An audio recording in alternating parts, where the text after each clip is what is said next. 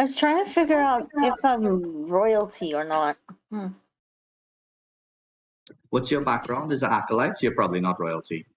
If you were royalty, you probably would have had the noble background and also have been an acolyte. I'm not a noble anymore. You were a noble. You're not. Your background is acolyte, right? Yeah, but when I was in Air Genasi, I was a noble. Aren't you a water genasi? Yeah. Chris?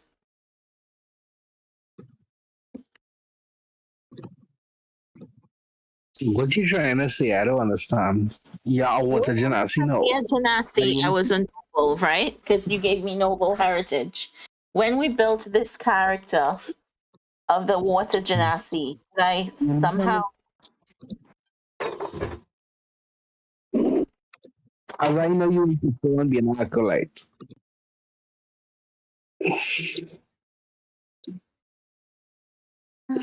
fine. Okay. I mean, Fine. yeah, missing out nothing but like a couple of gold that you wouldn't notice in a little while. And also, if you're going to be playing noble, it's probably going to make it more difficult. Because you're going to daily port count, they're going to treat you differently, and you're also going to have certain expectations of how you live, and you're probably not going to get them. So acolyte fits better with your personality as well. I think you're in a better place here. Yeah, but I wanted to be a high priest and also aristocrat. So being a high priest doesn't require a noble background. Being an aristocrat, how about we make that an aspiration of yours? Okay, I guess I'll have to go with modest. I'm just a priest. Yeah. I mean, that's pretty Honestly, good. Any second. I cannot tell how disappointed I am. The lower it is, the easier it is for you. Because if you're going to play a noble, especially with me, like there's going to be so many disappointing things for your character. Okay, well, I guess I'm a modest priest that aspires to be an aristocrat. Most of the priests and most of the acolytes would never move past modest in most of the law that we see. In fact, in the part where they talk about modest, they mention, I think, clerics and acolyte backgrounds. I'm not sure, but they do. Yeah, It but does fit your stuff a little is bit. high priest a different background than a cleric?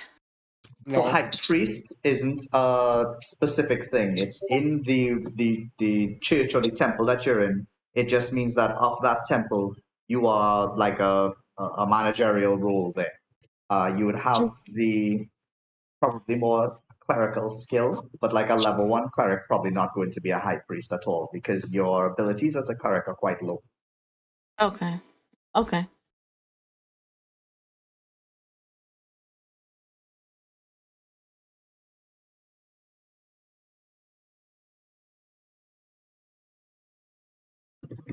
Yeah, we had some people play noble with me in Waterdeep. They had a tough time because there's a lot of nobility there. And yeah, these guys just going to rob you dry and probably not take your god seriously if you're noble. And I have voice. I see you're muted still. I have voice. I still in shock in how long it take me to get into this thing. I'm like, what? All right, so every day when you're coming on, you'll probably want to save these links in your history or somewhere so you could like I bookmark think them or something. so. Yeah. And I then think you'll I'm gonna just do jump onto definitely. both of these. Because I kind of, And, I went on the last set of links and logged everything, and I was like, right, on time, 7 o'clock, boom. And then I was like, wait, and I hear nothing. And I keep talking, and I keep thinking everybody eventually gonna show up, but then I don't know. Yeah. Okay, yeah. Yeah, okay. Right.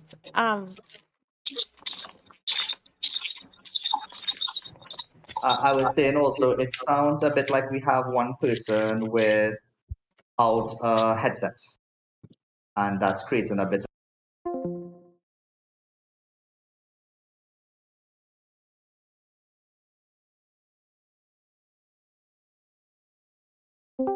Mr. Grinch.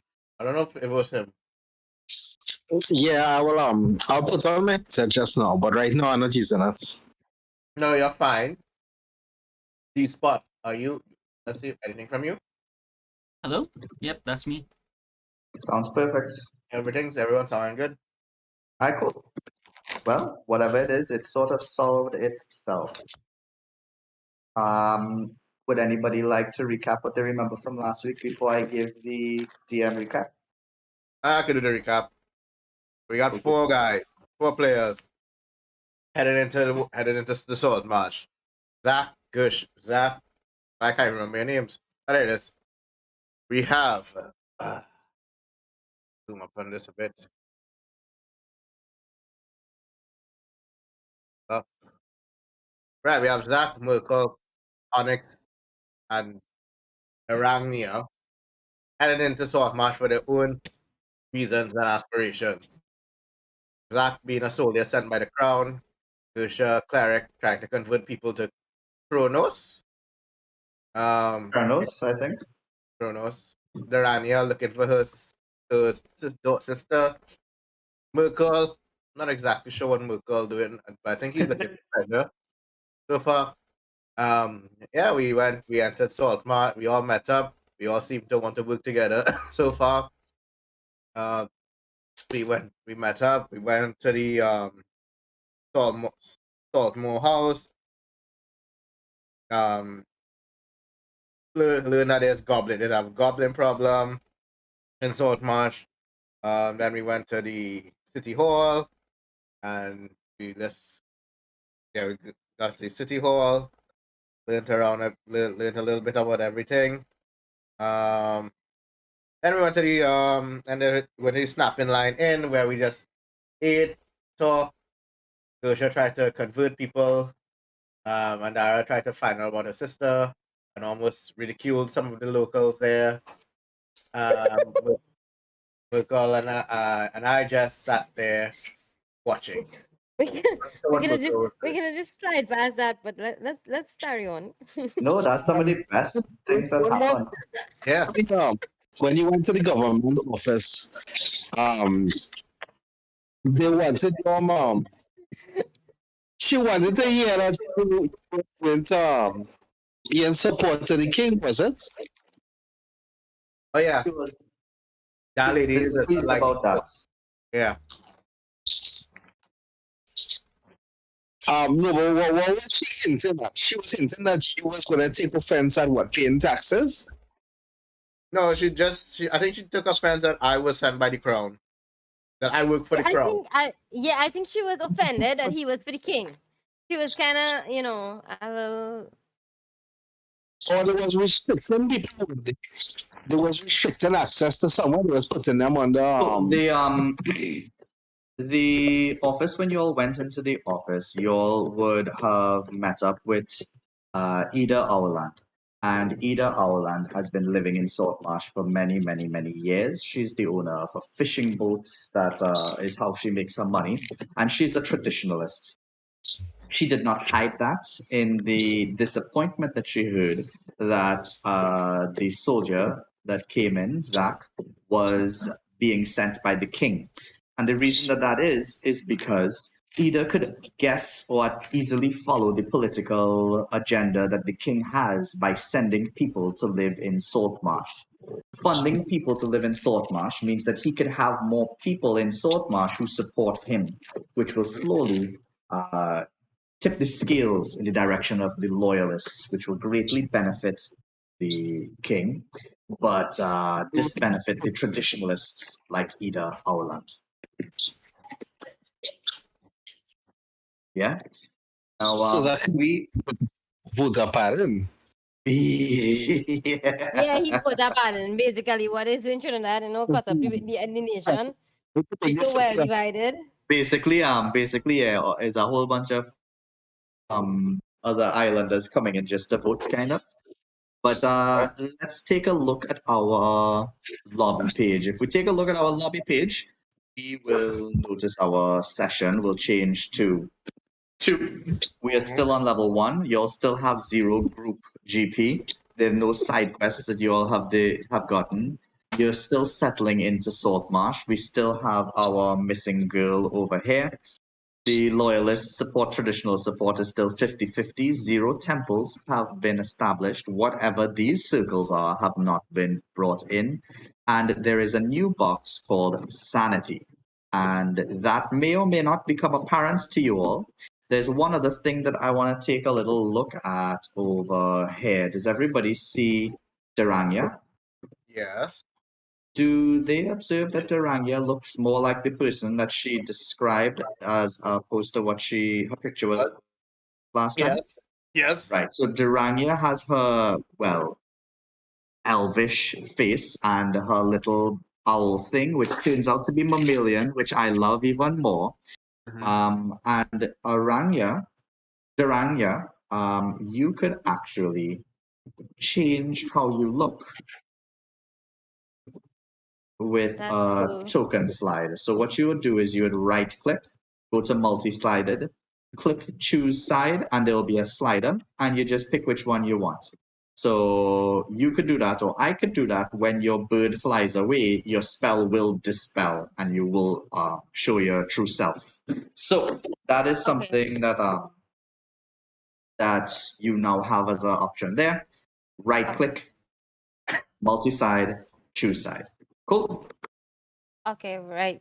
Okay, choose side. Yes, I see it. All right, see it. cool. Now,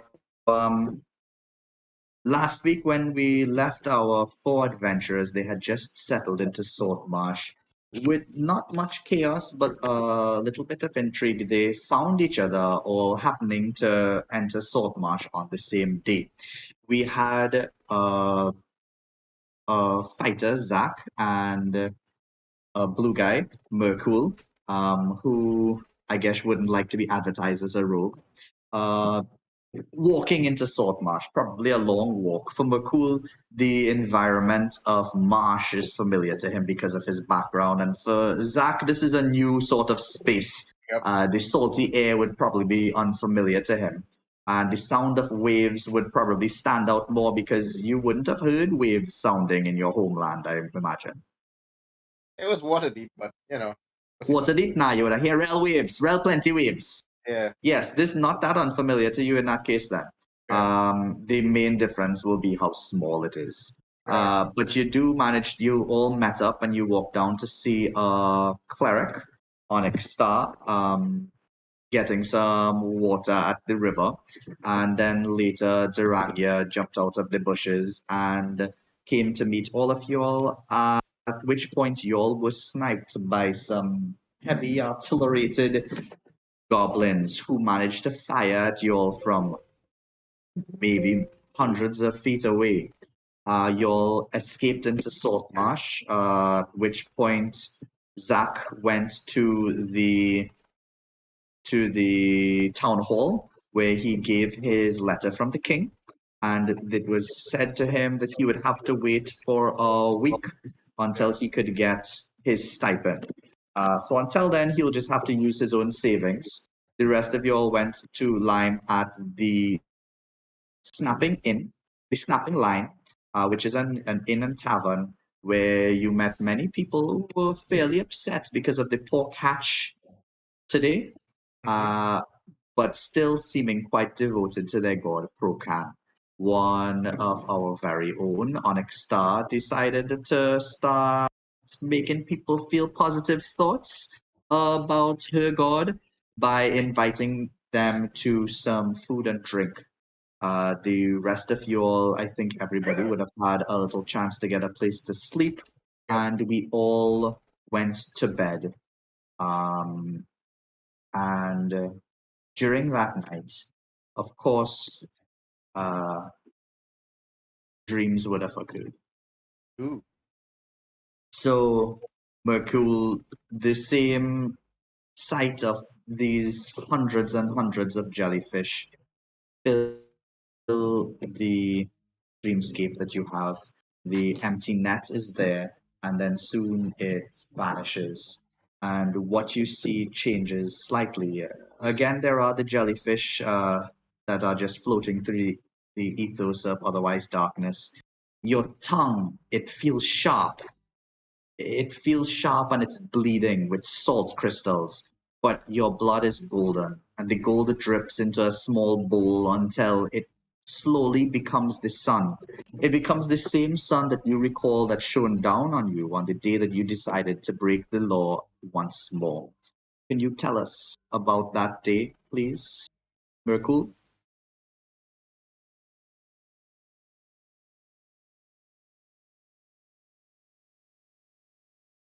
Sorry, I missed the last bit.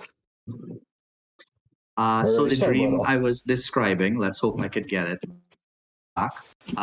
Again, jellyfish float through the ethos of otherwise darkness. Your tongue is sharp and bleeding with salt crystals. Your blood is golden, and the gold drips from your tongue down your lips, down your cheek, down your chin, into a small bowl that slowly becomes the sun, the same sun that shone down on you on the day that you decided to break the law once more. Tell us about that day. The day I decided to break the law.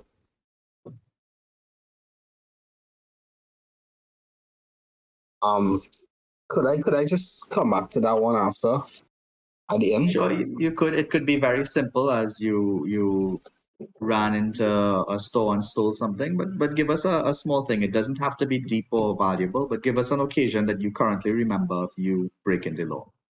I had a friend in childhood, and we were playing in the streets, and I hadn't really thought about it at all. But I, I was suddenly in a bad situation because my friend had let me there. So suddenly we were in a heist, and I got caught and he got away. Nice. So And the local authorities had caught me, and they were not too kind. But luckily I survived. But it had me thinking twice about friendship afterwards.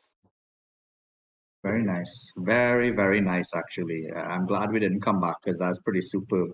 Um, the dripping of the golden blood from your tongue continues, and you hear it.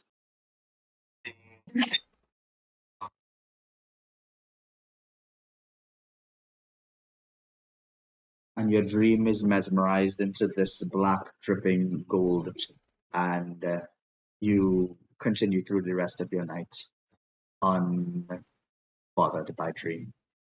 Meanwhile, the black that fills up your dream is someone's reality. The sound of wind passing and beating against cloth sails, the moonlight hiding behind the clouds, creating gray patches of sky, but blocking out any sort of reflection from the Sorry to briny pause, but we're supposed blackness. to be seeing anything, or the screen's supposed to be blank? It's blank. Blank, and? Yes. Yeah, okay. All right. Cool. Yeah, All right. Go ahead. and yes, yes, that same blackness that we're talking about, um, it it surrounds the ship that is sailing through the. Hold on, let me get back my thoughts. We were talking about this, and then we moved to the Azure Sea. Cool. So yes, this same blackness that fills your dreams is the reality of another person who is Saltmarsh bound on a ship. Wind passes by his ears, whistling loudly that he can hear none of the waves, but he can hear the breezes beating against the sails. The sails are unlit by the moon, which is hidden behind the clouds. Right now, because of that, the black of the sea and the black of the sky are one single thing. And Caltrix, you feel surrounded by void. And it's a feeling that you might have gotten used to on your life on the island. What you are unaccustomed to is the many voices around you not coming from your head, as the sailors who man the ship are speaking, joking, commands are being hurled out. There's so much movement around you, it's a little bit overwhelming. What are you thinking, Caltrix? I'm thinking how fascinating it is that they can switch from joking and sometimes insulting each other to then suddenly shouting orders and obeying in this very orderly fashion. So for me it's confusing and I don't really know how to fit in. The confusion might come to a climax, but a comfortable one for you as all of that noise stops when the commander lets out a whistle. Everybody becomes quiet, sails drop, and slowly the speed of the ship slows down. The only light that you can see demands your attention as you turn to the starboard side of the ship, and you see what at first seems like a bird soaring just above the water, glowing white and blue, but unfeathered, completely smooth until it splashes down into the water and then comes back up. What you see seems to be some sort of bioluminescent ray, and the crew is completely silent until it passes. When it does pass, the captain whistles again, and everybody gets back together, gets things on, the sail drops, and with a thud, the ship is going to jolt back into action. Roll a deck save to see if you keep your feet upon you. Sea legs existed before beneath your hips, but stranded on an island for a long time, you don't know if they're still there. Okay, Dex save. core dex. Oh, dex save. Ooh.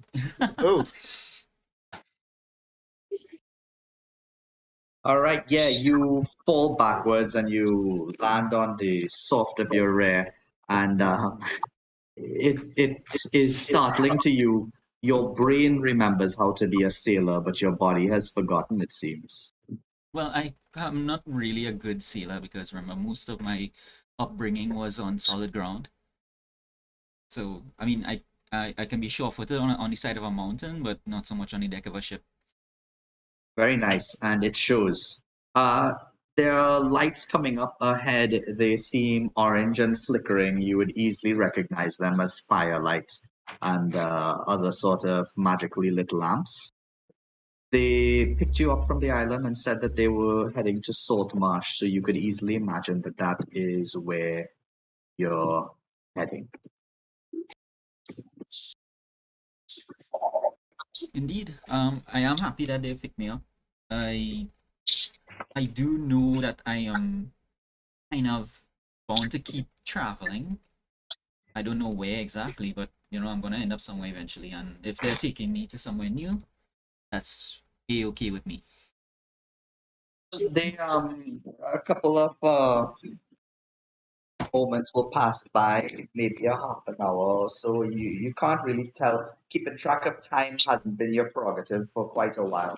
But you do arrive on the shore of Saltmarsh. You will dock at one of these jetties. And as you do, one of the sailors will come and greet you.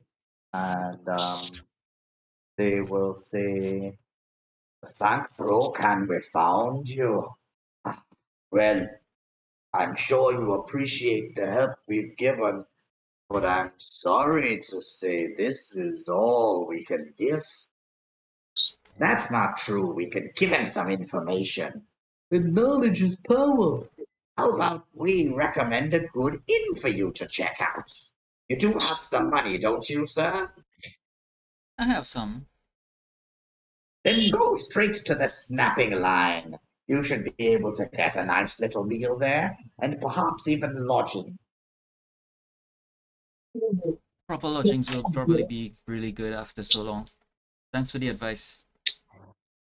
"Move the rock. Move the rock. Go to the rock. Move. Now, you must sleep. You must sleep now. It's time for him to sleep." Roll a sanity saving throw. Wisdom. Okay, wisdom.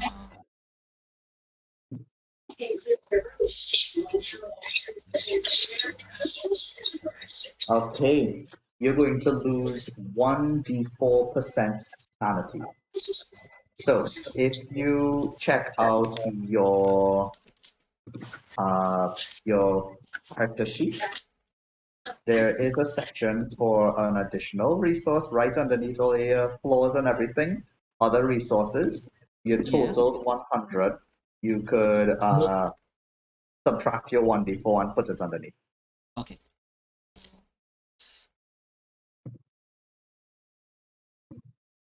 D7. Okay. All right, cool. So, being back in society, you hear some of the passers-by chatting. You see a couple holding hands and walking. Being around other humans somehow makes these voices hurt more. In the silence, they had nothing to echo against, it seems, and now they're harsher sounding. You've also haven't been given such a strict command in a while. Move the rock, it says, but no other information comes to you as the second voice seems to be in disagreement. The only clear instruction you got is that the snapping line would probably be a good place to stay. You're to walk to the end of this road and then go down until your first right and take it until the end and you'll see the snapping line. Yeah, I'll go ahead and follow those directions. Okay. So at the snapping line, you'll see that this ship is built up of the remains of other ships back into the form of a huge ship. Very thematic and very nice. And as you arrive there, you'll see the door opening as a tired Saltmarshian is heading home. So I'm assuming it's very late. Is it still? It is fairly late. You can see that there's very little traffic around. You can't see where the moon is, and the stars are only slightly different from where you've seen them before. You could judge that it's somewhere around 11 o'clock, close to midnight.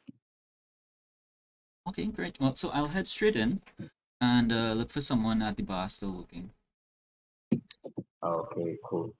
So you could get inside and you could see a blonde human woman who's just sitting there, sort of like picking at her fingers. And when you come in, she stands up erect and looks at you. Oh, will you be needing lodging or something to drink or something to eat? Lodging, yes. Something to eat, I suppose. Something simple. You have some sort of sandwich or something like that? Oh, yes, sure, no problem at all. And she takes out a round-looking piece of bread.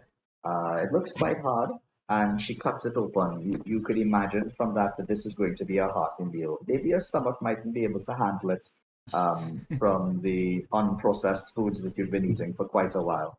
And she says, this will just be too proper. Sure, and I'll have some water to drink with that. On the house. And Okay. around the house, now that you're in Saltmarsh, you're a foreigner. Where are you from? I'm very far away. I can tell you this much, there are not these many ships where I come from. Well, I hope you get used to it. There's a lot to love about it.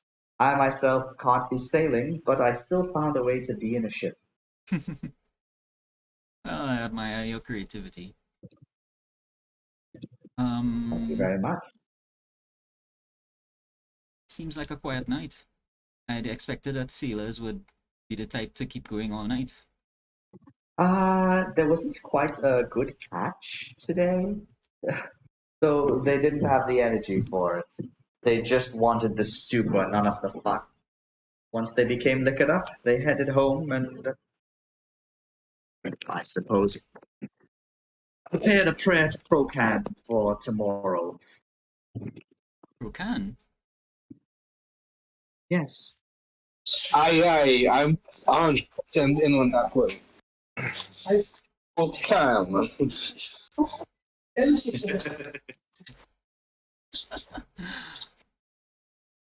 So yes, he's the gods of sea life, of storm. Procan is our deity. Oh, see. Is he a good deity? Quite, quite. So one might describe him as neutral, which I describe as the only true goodness. Where are we? You're asleep, then. Okay. Then I suppose neutral will suit me just fine. Well, here's a key for you. When you're ready to sleep, you're welcome to. Thank you. You know what? You look quite tired. Do you have the money to pay in the morning? Yeah, how much is my total? With the sandwich included, and I'll put breakfast on this as well. I'd say just 2 silver. Sure. So I'll pay her straight away because I've eaten like half of the bread and that's as much as I can handle. So I'm ready to head off the bed. All right, cool. Okay, cool. So you pay her, and she's appreciative of that. She takes it and she adds it to the books that she had already. You could see that there's a red line across, and she sort of scribbles it on initials and has to write something else. And yeah, you can head into sleep. Excellent. So I'll do that. Onyx, you probably rise the earliest. You should be accustomed to doing so in the temple. How do you start your day, Onyx?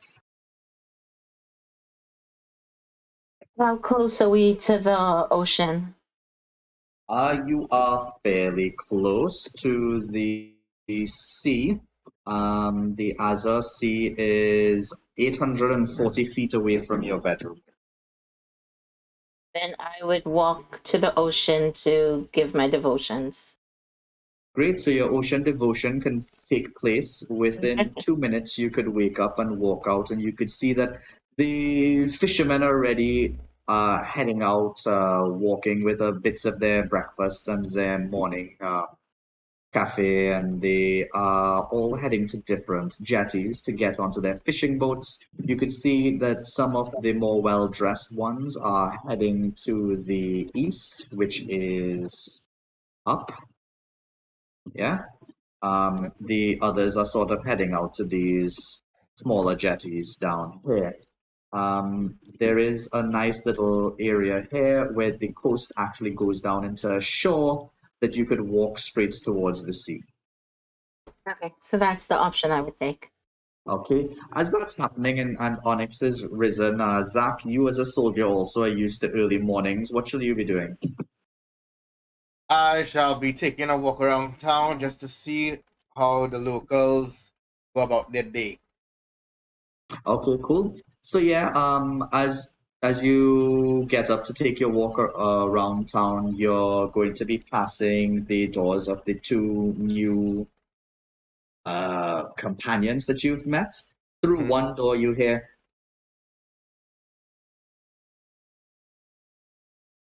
a drip, drip, dripping.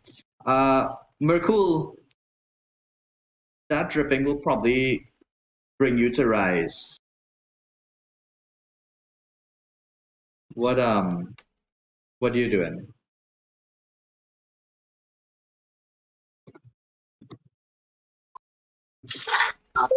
Well, I was gently to the sound of this dripping.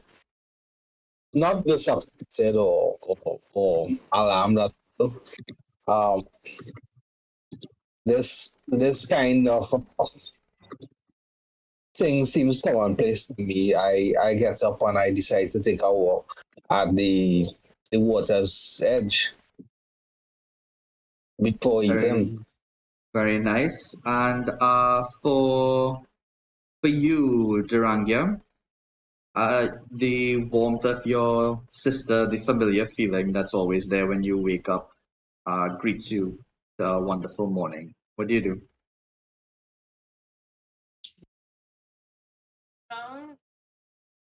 Oh, yeah, much clearly. Yes, Oh, wait. not anymore. Oh.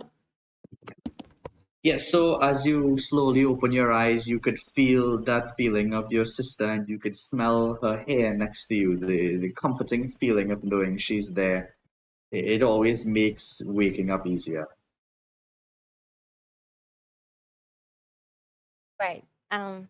Good. So I think everybody can hear me now. So we're gonna continue, right? So as I wake up, I think to myself, I wonder if there are any trolls on the island, or if there's any way that I can find out, because I'm seeing over here to that would be to the east. There is an The island. the island is actually to the south. If you take a look over here at our windrows. Ah, Yeah. Okay, all right. Okay, so So the yeah, you could island. look out your window and you could probably see a storm brewing in this direction.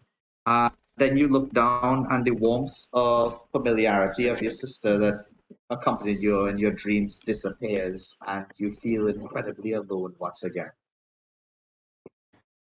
I decided to try to go out to see if I could find out a little more about this little island, in case there are any clues to where my sister might be. Okay, cool. Caltrix, you hear that everybody is sort of waking up around you. What do you do? I'll go down and have that breakfast that was included. And there is one thing I want to ask the barmaid about that kind of struck out to me last night, but I was so tired. I want to ask her about the she mentioned that the catch hasn't been good. So like I'll ask her if that's a normal thing. Um, no, I mean, it varies. If the catch was always good, I think that too would be a bad thing. It would drop the price of fish incredibly, even though we feel unhappy when we don't catch. It's important sometimes not to. Uh, Perhaps today will be better.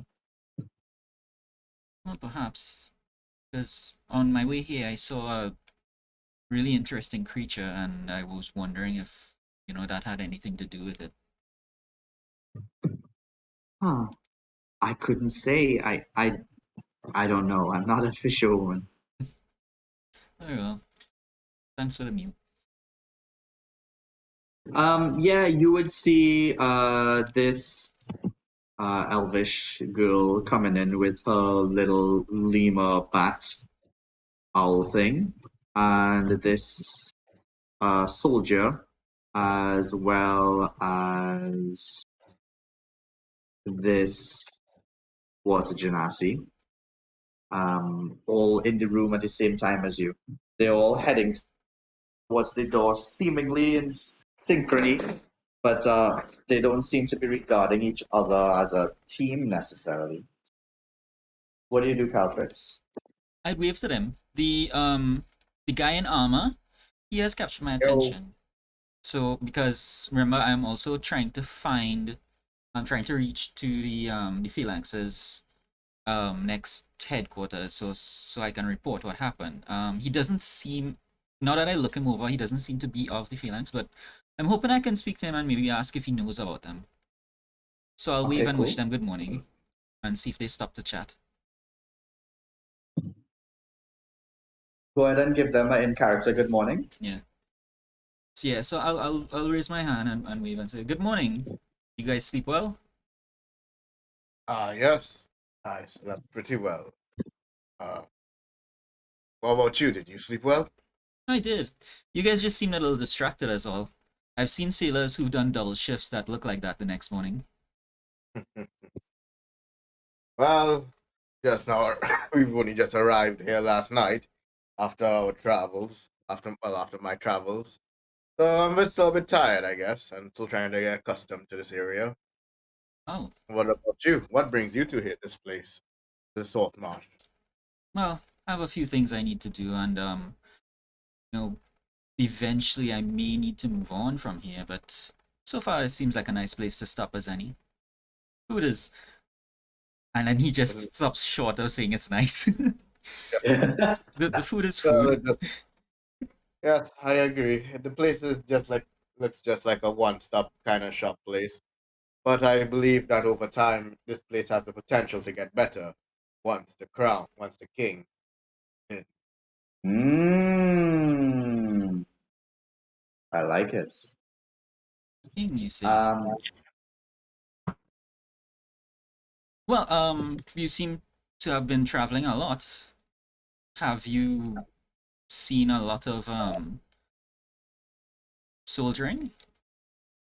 Well, in my days, I've done a lot of I've done my fair share of soldering, fighting for the crown. I have fought. I have fought on Albert. I have fought on Albert with my brigade. Um, I was just an infantry. I was just a. I was just a. Uh, I was just a private in the army at the time. I was very inexperienced. That was the most. That was my most memorable hunt we had to track down this owlbear. The leader of my brigade, his name was I think it's Elander Fireball. His name. Cool. Yeah. Yeah, he's the one who did the finishing blow, but unfortunately he was wounded after the fight. So I think he could not. He had to retire. But he was a man of great skill and integrity. I would Indeed. like to follow. I would hopefully follow in this path. I've had some pretty good mentors myself. I can appreciate the loss of his service. Tell me, have you heard of an organization called the Vulcan Phalanx? I'm sorry, I have not heard of them. What about them do you want to know? Maybe I can. Maybe when I'm patrolling around town, I can ask ask the locals. Well, where the village where I came from, they were running some operations there and it didn't turn out well. So one of the things I need to do is to kind of report what happened to them. So And what's the name again? The Vulcan what? Vulcan Phalanx. Okay.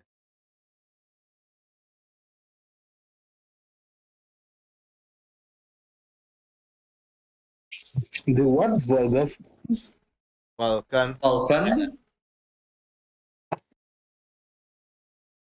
I see. Well, while I'm taking my walkabout in the morning, I shall inquire from the locals about them. By the way, what's your name? We haven't introduced ourselves. My name is Zach. Oh, forgive me. I'm pretty bad at first introductions. I'm Don't worry, Caltrix. the people I met yesterday are all bad. We did not introduce ourselves to each other. We just met and we just walked into town together. Oh, so you guys have just recently met each other as well. Well, I'm Uh, Caltrix, and I'll it's say very nice met to meet very you. loosely. Yeah. Pleasure to meet you, Caltrax. You're human, right? I see you're Half elf. half elf. Okay, I'm a dwarf. Oh, so a dwarf, a druid, and another one. A human. Who might you be? I imagine that he looks towards Mercurial as he asks. Yeah. Merkul, he's a water genasi. Oh, I can't say I've ever met any of your kind before. Merkul, Mercurial, feel free to chime in.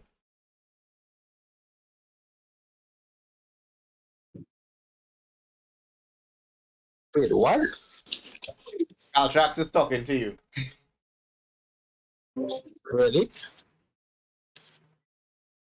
Yes, so Caltrax was saying that he's never met somebody of your race before.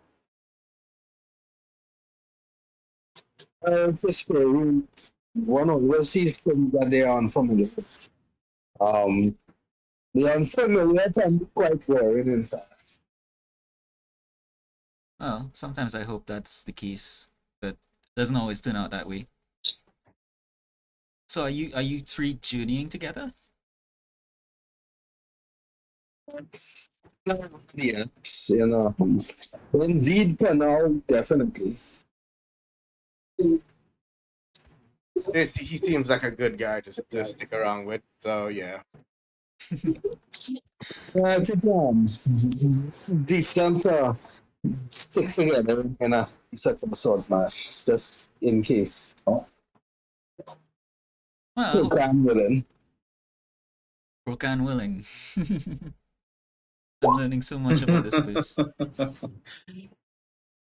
Onyx, the day is quite a lovely one. The sky seems fairly blue, and the light seems like it will slowly rise to reveal much beauty of the ocean. Ahead of you, however, a strange storm brews. This storm is about 600 feet away from you. This entire island seems to be engulfed in it. The rain is nowhere else, yet it continues here. Looking up to the sky, the gray clouds seem unmoved by wind. What do you do?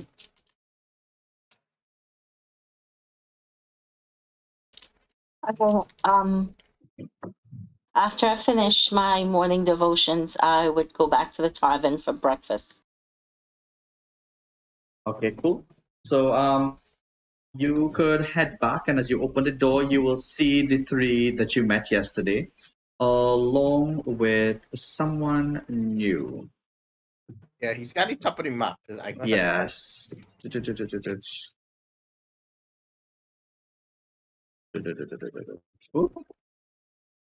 I would greet them. Good morning.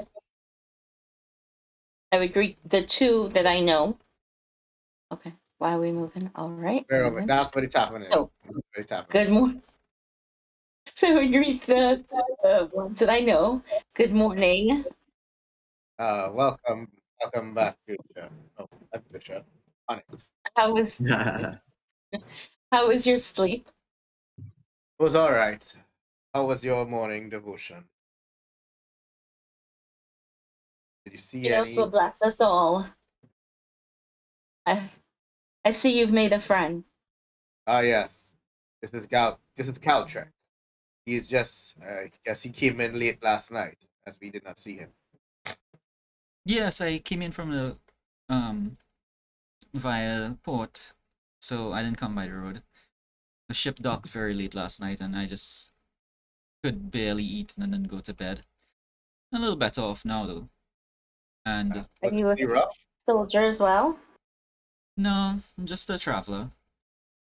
I've been traveling for so long that I know, kind of gotten used to seeing new places, but still, this place is certainly different from where I've been before. What brings you to Saltmarsh? Looking for a few things here and there. Move the rock, move the rock. What? Excuse me?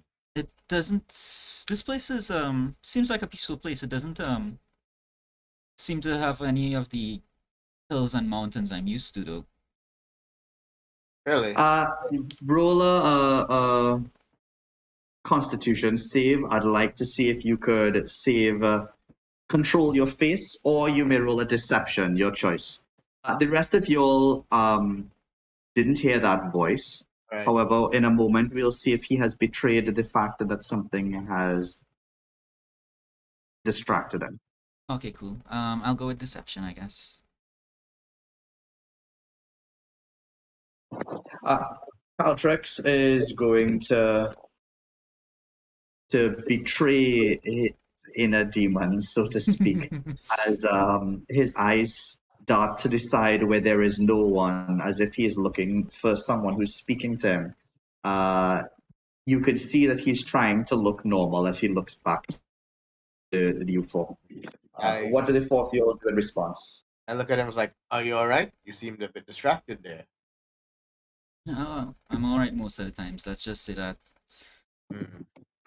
I was told to find a rock, but there doesn't seem to be that many of them about this place. Well, there are many rocks outside. I don't know if you want to go out there and find any. Don't ask about the rock, you fool. They won't know which rock we're talking about. Are you trying to make us look like idiots? If I can make you look like an idiot, that would be a win for me. Did you see that inside or outside? Or did you see that visually or mentally? Just want to know. mentally. Mentally. Okay, just making sure. We should A rock, give you it say? one. Wait, what? Rocks are quite like people, not all are built alike. Is this a magical rock? I don't know. It's just a rock. If it was magical, I would have told you. To be fair to him, There are many rocks. Should he just move anyone? No. When when I heard that, I was kind of expecting like maybe it was some kind of monument or something. So I suppose if I go around town, I should see anything that fits that. Talk to this fool. You'll try. The Well, leap. we out for Go it. to the leap. The leap. So is there anything interesting to see around town? We're not sure. We're not quite sure. We just got in today. I'm about to take a walk and see for myself.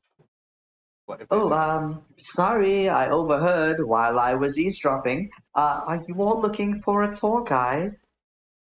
who's this? You look back to see the same blonde woman who would have prepared the dishes for you last night. Mhm. She has bags under her eyes, like she was up all night and woke up early. But she has pasted a smile beneath those eye bags, and she's speaking from behind the bar. I was like, I I mean, On the yeah. trust she? What? I was with the group. Do you all trust her? I mean, she served us. She served us food last night, and we're alive. So I think we could trust her. Okay. Yeah, yeah. She's basically the wench, right? The tavern's wench. Okay, Um, a little back. When do we? Right, go on.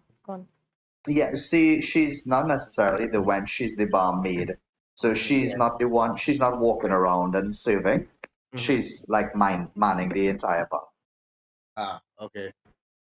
I talked to her. I asked her, well, yeah, well, a tour guide was useful for us who are new here. But you, you look a bit tired, miss. You sure you sure you're Oh, not it won't be me, I tell you. My shift is up soon. But no, I could recommend. And she looks outside the window, and if you all follow her gaze, you'll see that there's a little boy playing with a sack that seems to be filled with something, like if it's a ball, and he's keeping it up in the air by kicking it with his knees and his feet and his head. okay? You should ask him. I'm Ronaldo boy. Yeah. Um, hmm, a child? Are you sure he's qualified for it? Does he? Well, would you like to pay someone who's qualified a qualified fee, or would you like to pay a child 3 copper? How Fair much would this enough. qualified fee be? I don't know. We don't necessarily treat this as a tourist place. If you ask the wrong person, maybe 50 gold. If you ask the right person, maybe there'll be a child. Yeah. But it yes, is yes. up to you. So down politics it shall be. Well, I say we go with the child. come again? What truest eyes to see this place from? Uh, you're right there, Onyx. You mean like little bird style? Little dogs. I share that same. Yeah. All right. So yeah, I take up the barmaid's offer, suggestion, and go and ask the child outside. The I push the child. I'm like, I go like, hello there, young one. The barmaid inside told us you can give me and my companions a tour of this town. Oh, yeah. Uh, yes, I can, sir. It'll be. He looks through the window behind, and anybody who looks back will see the barmaid holding up 3 fingers. It'll be 3 copper. 3 copper. If you do a good, if depending on how well you do on the store, I might raise to give you 5 copper instead. First, my items from the from the inn that I didn't leave anything behind, and I take a bite of breakfast and a sip of my coffee. Mm. So just Cool, cool. time. All right, nice. So, very good job. Two of you all are very much ready for the day nutritionally. The rest of y'all may use this token if you're moving as a group. If you'd like to move individually, you could do that as well. Which y'all want? I think want to have We could just move breakfast, and together. then I will move with them as a group on the tour. Okay, cool. Would you like to ask them if they could wait for a little bit for breakfast? Sure. I must revive my flesh. Anyone? Yeah, I agree. I agree. And first thing I'd remind you, like, you're right there, Onyx. I haven't had breakfast yet either. Well, I'll tell you what, guys. I'll chip in to cover the cost of the tour guide if you'd let me tag along with you. While you guys are having breakfast, I just want to go get some fresh air, and I'll be right back. Sounds reasonable. Sure, we're all new here. Might as well take this tour all together. Excellent. All right. The rest of y'all could spend probably 3 copper as well each to get a nice meager breakfast, or you could eat your rations if you like. Your rations will be incredibly underwhelming, and you also should note that rations are easy to travel with, so using your rations now might defeat a little bit of their value. Yeah, I buy breakfast for 3 copper. Let's have the tavern then. Yeah, at the inn or whatever. Okay. So yeah, just keep track of the amount of money that you're spending on your character sheet. So you'll remember that, guys. It's 10 copper and a silver, 10 silver and a gold. Okay, great. While they're eating, I'll probably just go down to the shore and just commune a little bit with my patron, which is something I do normally every day, because you have to keep checking in to see like if he's changed his mind about something. He tends to do that sometimes. Yes, he does. Which shore you have control over the character, so you can probably move around. I think I will go right down. Oh wait, where did I go? Yeah, in Caltrek. Yeah, there you go. Okay. Yeah, so like right down here, just in the shade of the bridge, hopefully where I won't be observed too much. And I'll just draw his mark in the sand and just meditate for a little bit. So as you do that, you'll hear a small voice, one of two that you've become very familiar with, say, "Do you plan to get close to them?" "Would that be fun if he did? It's been a long time since he's had friends." Well, you killed all my old friends, so I have to find new ones, right? It's true, it's true. There's nothing to rule if there isn't anyone to rule. You mentioned a rock and what was it? A leap? The leap. The leap. I told you, fool. You need to give him more information. The leap is the name of a place in Saltmarsh. A place ridden with sadness, where those who grieve loss toss themselves into the ocean. The leap. Sounds like my kind of place. What? Yes, indeed. Perhaps you should throw yourself off to a briny death. If I do that, But he knows we won't let him die. Ah, yes. If I did that, you'd have to save me, wouldn't you?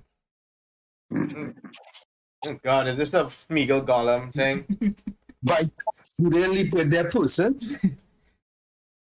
So I'll finish up just by gathering some sea lilies. I could roll survival for me. Sure. Survival. All right, perfect. So you can gather 44. The way this will work is if you roll a 1, you find none. Up to 5, you'll find 1. Mhm. Up to 10, you'll find 1d4. Up to 15, 2d4. Up to 20, 3d4. And above 20, 44. So roll your 44 and you'll get that many units of sea lilies. 9. Cool. So you're close to everything you'll desire, but it's not that you failed to see more, you've gathered all that there is there. So perhaps as you walk along the shore, you might find some more. Yeah. I probably won't need as much right away. Like when I take long journeys, I'm usually afraid of that because to go crazy lost in the woods is, that takes years Yeah. off your life. Yeah. So nine is Okay. good for now, and I'll head back to the inn. All right, back at the end, you guys, anything going on in the absence of Caltrix that you all would like to talk about? I'll just say like, seeing that we noticed that he got distracted a bit by while we was talking to us, is like I'll just tell him that Caltrix, he seems a bit off a little bit, you know. Well, I could mention that, he wouldn't be walking on the back of us.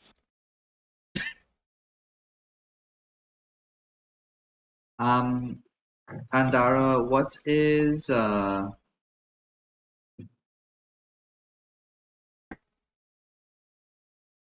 Durangia thinking right now?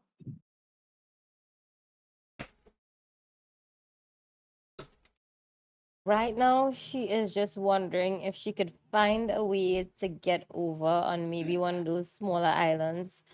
Perhaps get some little clue indicating as to where sister might be. Now, overhearing about the leap, sounds like we might have some hint as to some kind of travesty might be going on there. So maybe we may get a clue. I think maybe we should go check it out. Not sure about the So, rest. as for the leap, the voice, that sounds like this. And the voice, That sounds like this. are inaudible to the party save for Caltrix. So you wouldn't have heard about the leap yourself. Okay.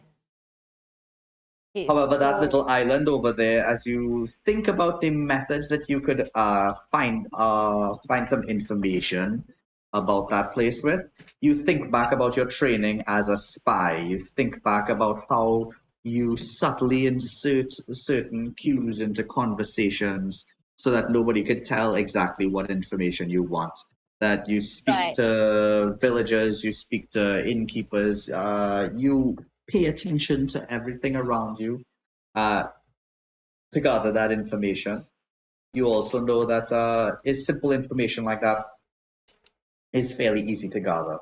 So you know how to do, and you also know that you don't want anybody to know for sure what it is you are up to.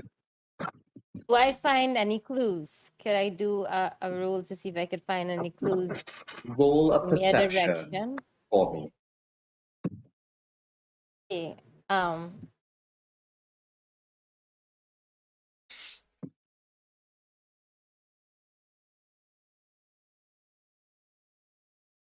Why do I have this kind of luck with technology, guys? Does it just not like me? Nah, Seriously, you'll learn it out. it just freezes on. It just freezes. Hold on. All right, so while she's taking care of her perception roll, anybody else? Hmm. Yeah, nothing for me here. All right, cool. So, Caltrix, you could probably get yourself back to the inn, and outside you'll see Ronaldant. Ah, Will just be outside chilling, playing with his football, and yeah. So I guess if nobody's outside as yet, I'll just talk to him.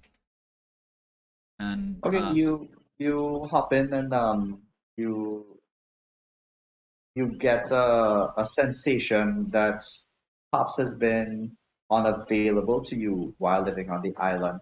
which is outside and inside of this building have completely different atmospheres.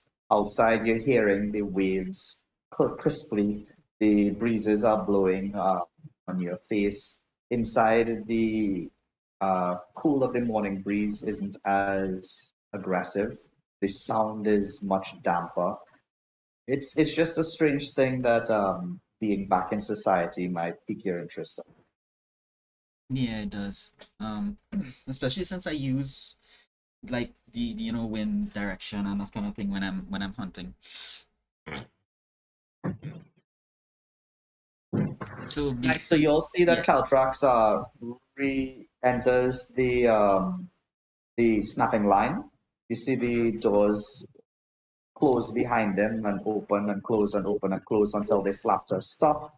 Mhm. And he makes eye contact with you. Welcome back, Altrax. Did you have a nice walk? Well, the sea breeze is nice in some places, which is weird. Have you ever noticed how calm it is outside? Just outside the door? Mm, I haven't really noticed it yet. As yet, I haven't been down to the beach yet. Well, perhaps our tour guide will take us that way. Indeed. I guess if the party's ready, we can go ahead. I'm ready. Andara, I will happily do I that can't role for you. I can't see anything on my character sheet. So Andara, And I'll happily do the role for you, so you don't have to worry too much about it. One of the things might be that you were in bio instead of core, but let me roll this yeah, perception. no, everything just came back up. As you said that, I'm now seeing everything on the sheet. Okay, thanks. All right. So with that, you rolled a 7 in perception, and just as about you about the time where you calmed your breathing, closed your eyes to listen into conversations around you, the doors flung open and Caltrix ended, interrupting your attention, and you didn't gather any information inside there. Okay. Yeah. All right. As you'll decide that you're ready to go, Ronaldon is going to open the door. You guys ready yet? Yes, we are, young lad. Please, Carrick, please show us around this wonderful town of yours.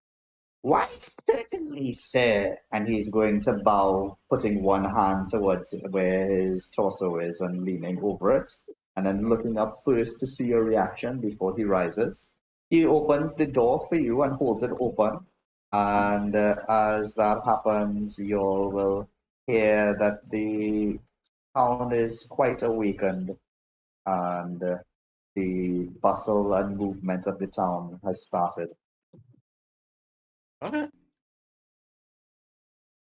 It's so Do crowded you here. all hear that?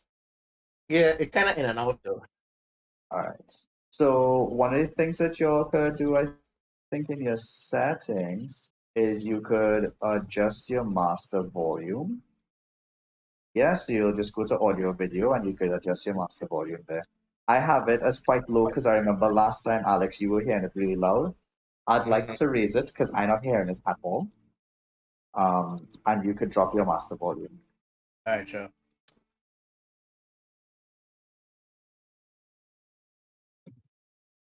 Okay, cool. So yeah, as you all are heading out, let us allow me please to let you all use this character token here to represent your group. Mhm. And I'll put you guys into this little clearing for the moment inside of a square to show that you all are inactive. All okay with that? Yeah. Yeah. Yeah. Here is your square. There you go. All right, so all players should have control. It's not token layer. Token layer. Token. Be a token. Huh. Okay, cool. That doesn't work. 1 second.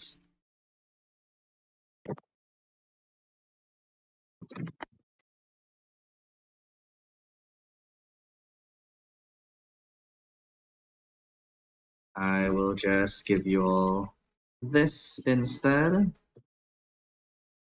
and give everybody control over this. Control the vibe. All players. Boom. Okay, cool. So yeah, this is the image that I've used to represent your adventure. It was the Saltmarsh so far. So I guess it's fairly fitting. Yeah. Nice. Okay.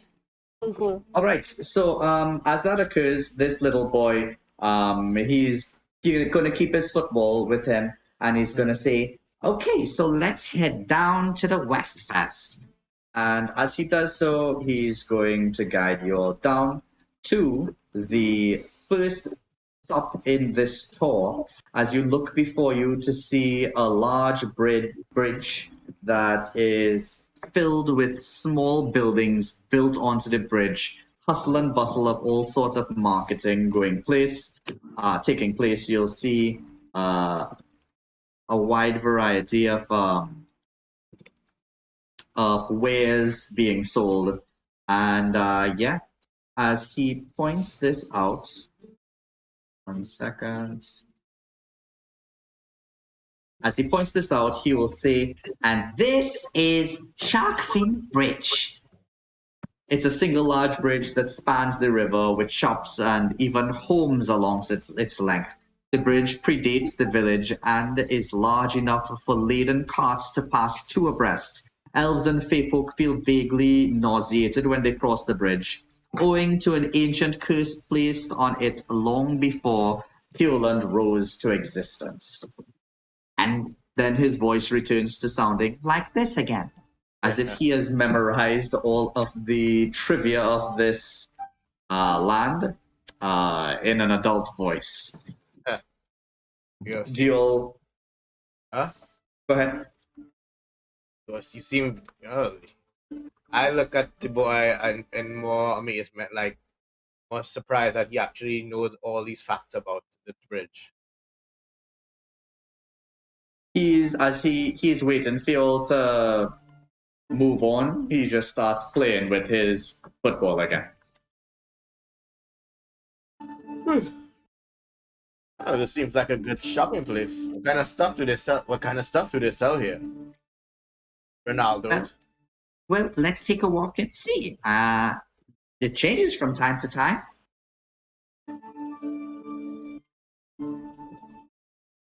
Are all the bridges like this? Well, no, not all the bridges are like this, but to be fair, well, I take it back. All the bridges are like this. This is the only bridge that we have. Oh. Has anyone ever Yeah. fallen off? What? Has anyone ever fallen off? Yes, of course. I fell off just yesterday. How did you fall off? Well, I was on the bridge and then I was in the water. I guess I would say I fell off quickly. Any reason that would cause you to fall off quickly? Oh, yeah, I was trying to do tricks with my ball on top of the roof. And, well, a really hard breeze blew and it blew the ball. So I just jumped after the ball. And, well, when I landed, I didn't because I ran out of roof. Where I come from, it's called Manchester. A Manchester. No, I was using my knees, not my chest. Yeah. Wow, you seem like a very strong lad. Maybe one day you can join the army. Join the army? What's good about the army? You get to use these cool weapons, and I show you my great sword and my glaive. Not for long, though. He is very much distracted by the glaive that he doesn't really understand what you mean by not for long. So yeah. He looks at it with large open eyes and he says, "Can I hold it?" And I'm like, sure, and I let him hold it, but I still have my hand, I still have my hand on it. He looks a little bit disappointed, but also he's interested in the touch and the feel of it, and he goes to touch the blade. Yes. As we spend our days fighting for the crown. So So, hand on this. We? That's really cool. I want to fight for the crown. We and When you fight maybe for the one crown, day when you grow up, you get older. and that's the same as who just fall off the bridge. Yes, but Yeah. he has shown quite physical attributes. To swim, Mm. and he can kick a Quality ball. to the crown. Quality.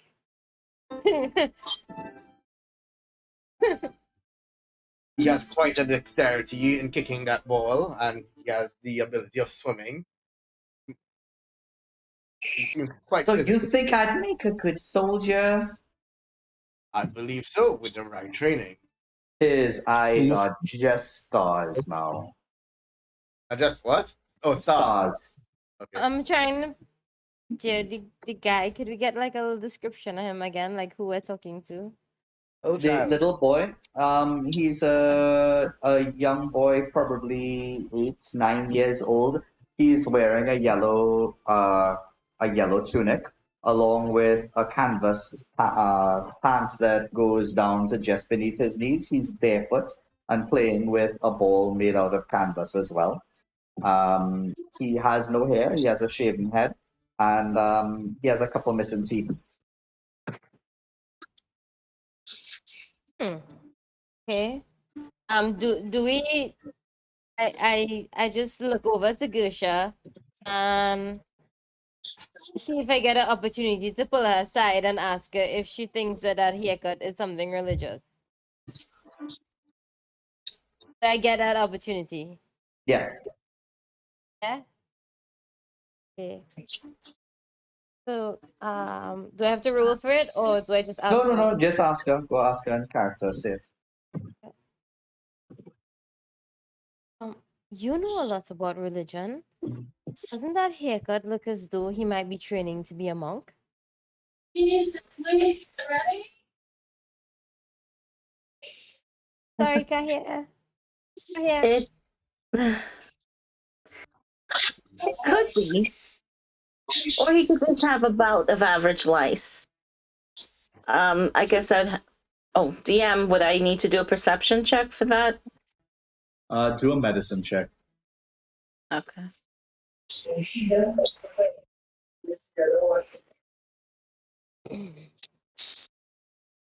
I gamble he simply had lice.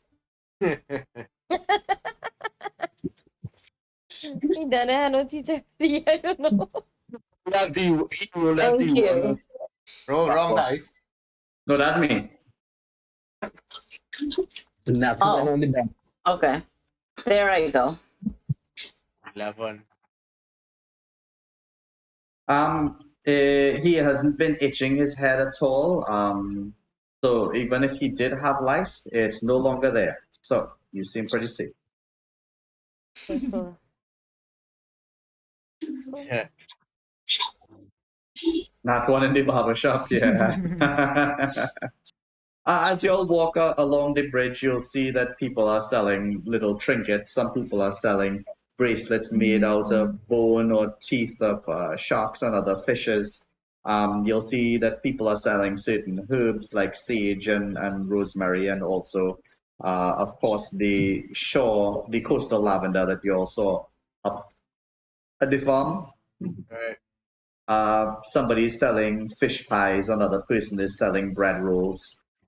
Somebody is selling kitchen utensils like knives and forks, and other people are selling cloth, and some people even selling clothes.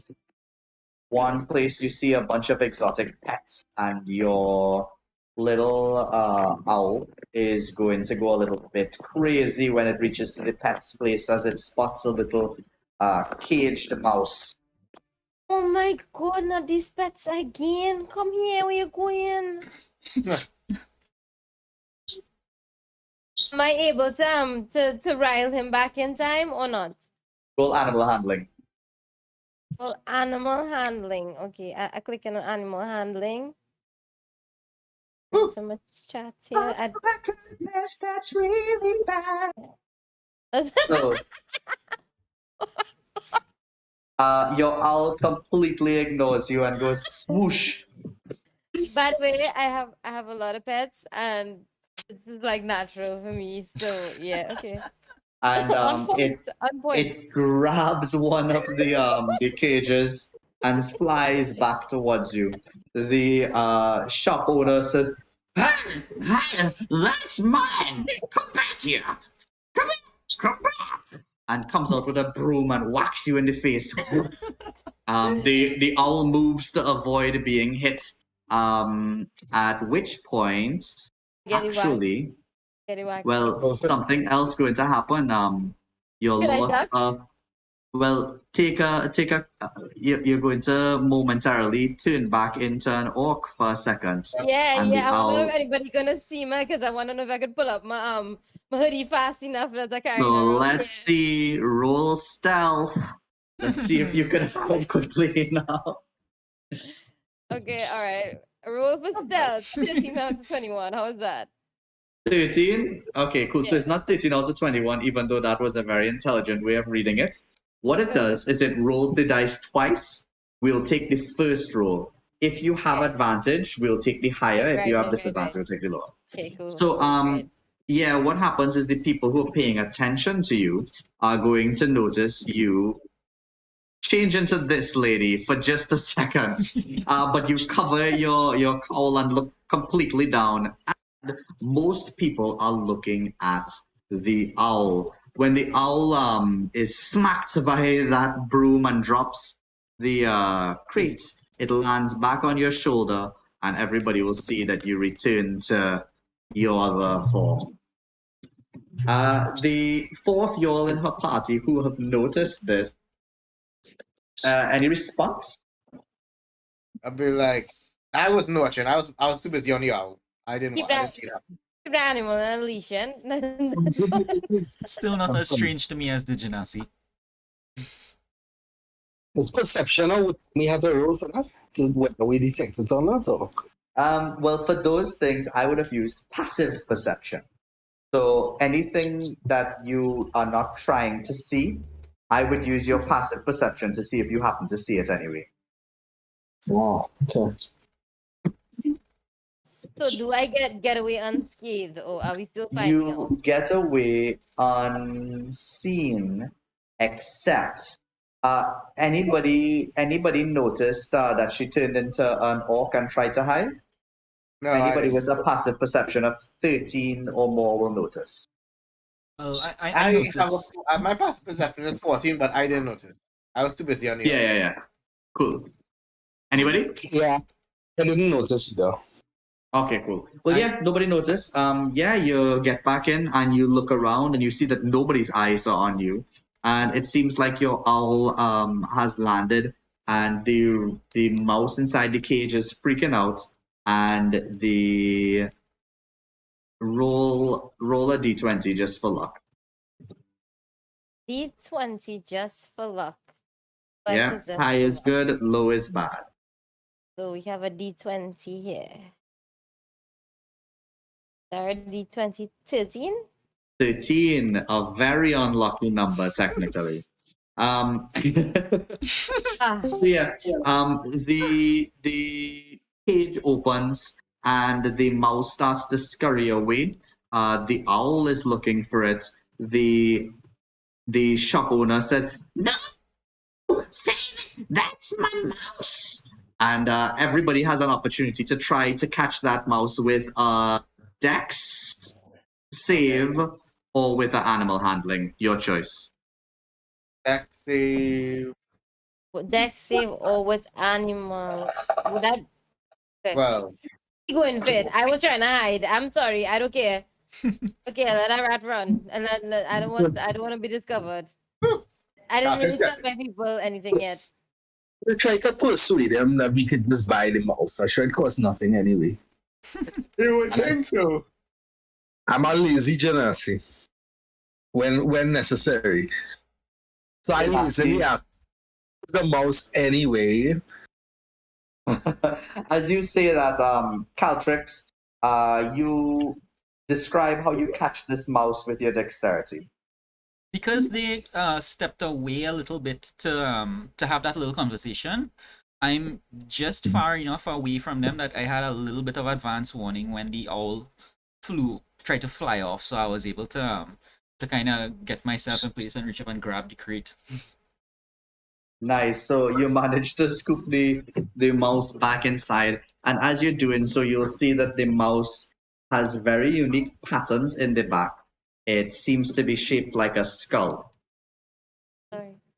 Oh. and you hand it back to the pet store owner, and she says, Oh, thank God, I'm so happy. Ah, you know how lucky I was to get a mouse with that shape.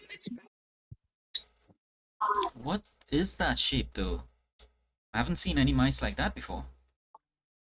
Well, look at it. What do you see? It looks like And, a death's head.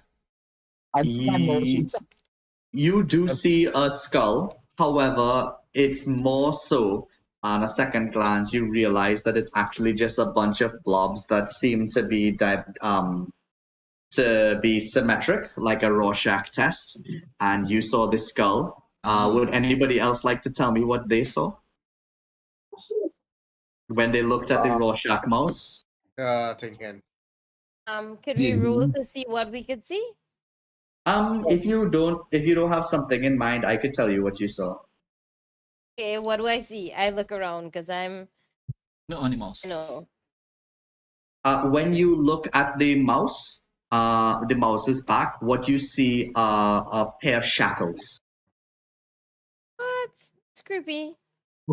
What do I see? When you look at the mouse's back, what you see is two hammocks. Excellent. I smile slightly. What do I see, Chris? Alex, when you look at it, you see two warriors with shields squaring up towards each other. Okay. Onyx?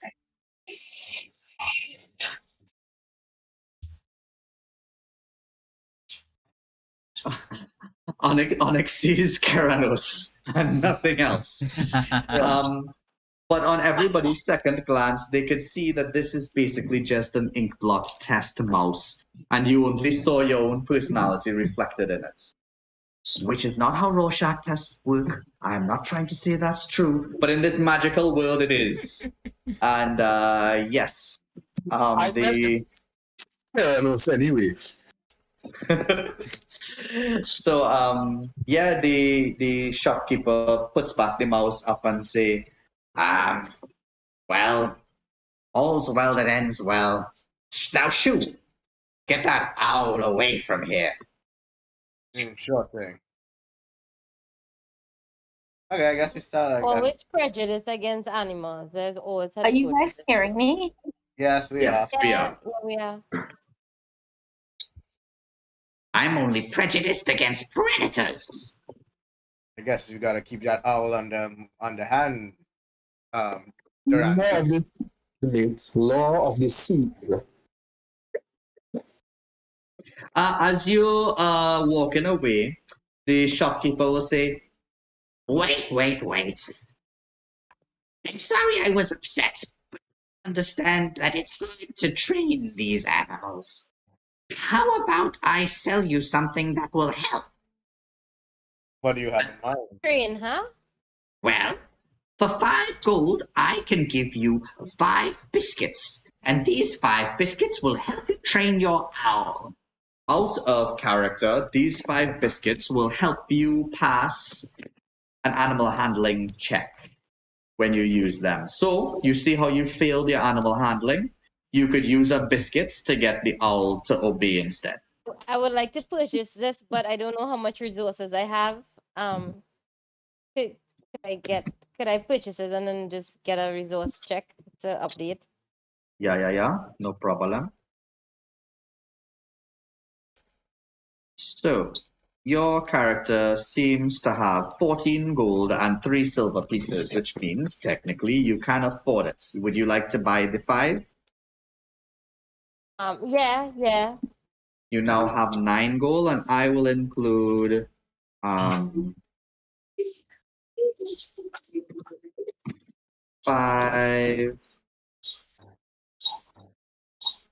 owl cookies. Okay. 1 second. Scooby snack.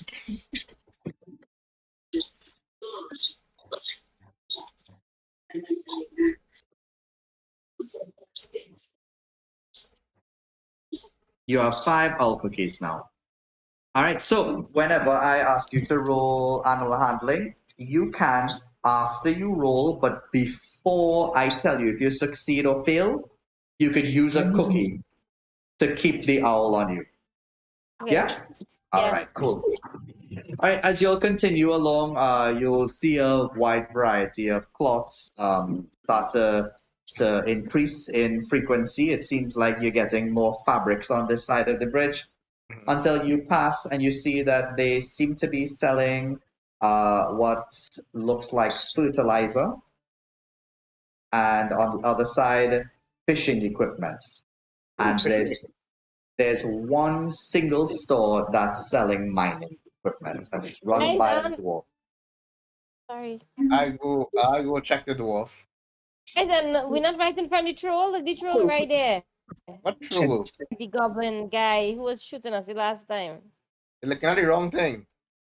Even though this is where your tokens are, your space is represented by this thing here.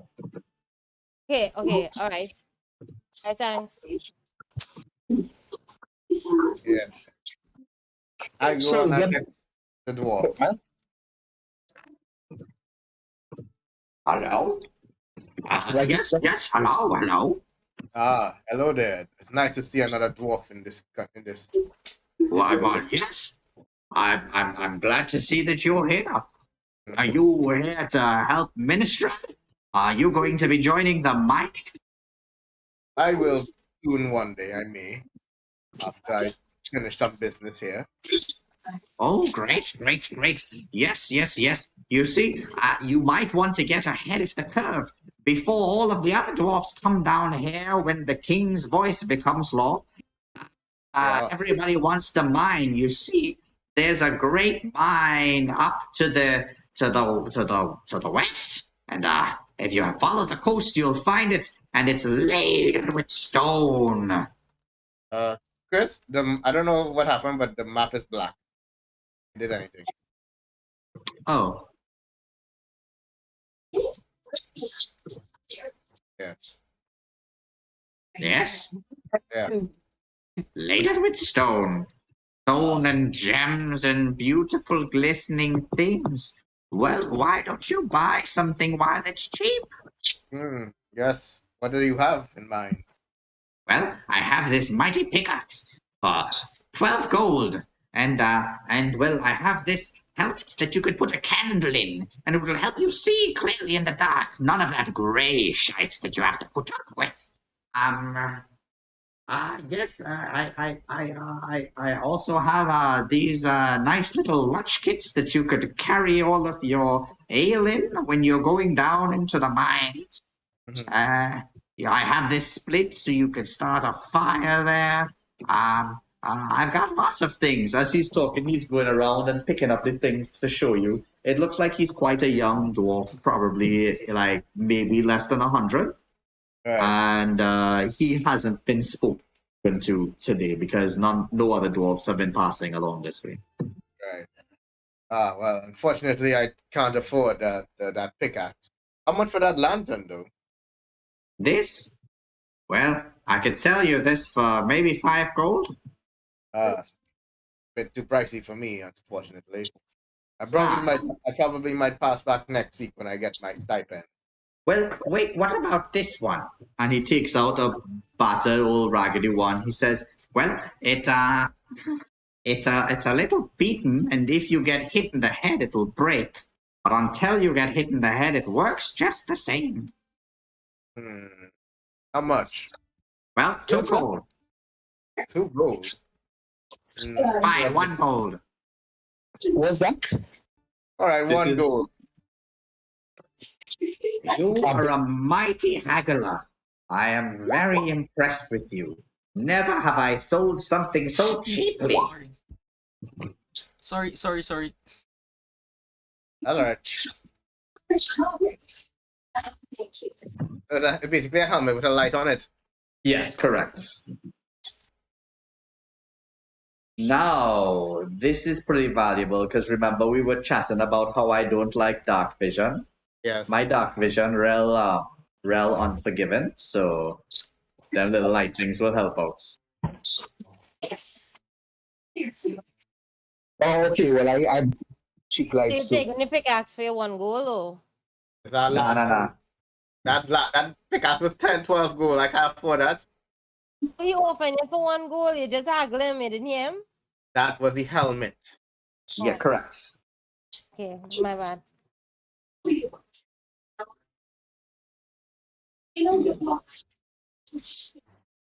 Okay, so we're leaving everything, right? We unhaggled. Anything else you have to offer us for sale? Worthy of our purchases? Are you interested in any mining gear?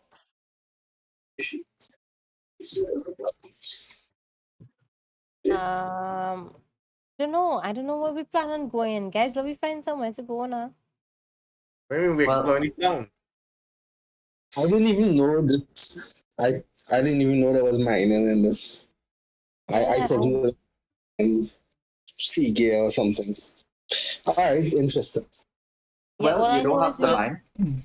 Well, Yeah. well, I heard about a place here called the Leap. And I'll ask the guide. Do you know anything about that? Maybe we could see that. Well, I have to admit that I'm new here. But maybe you could ask one of the locals.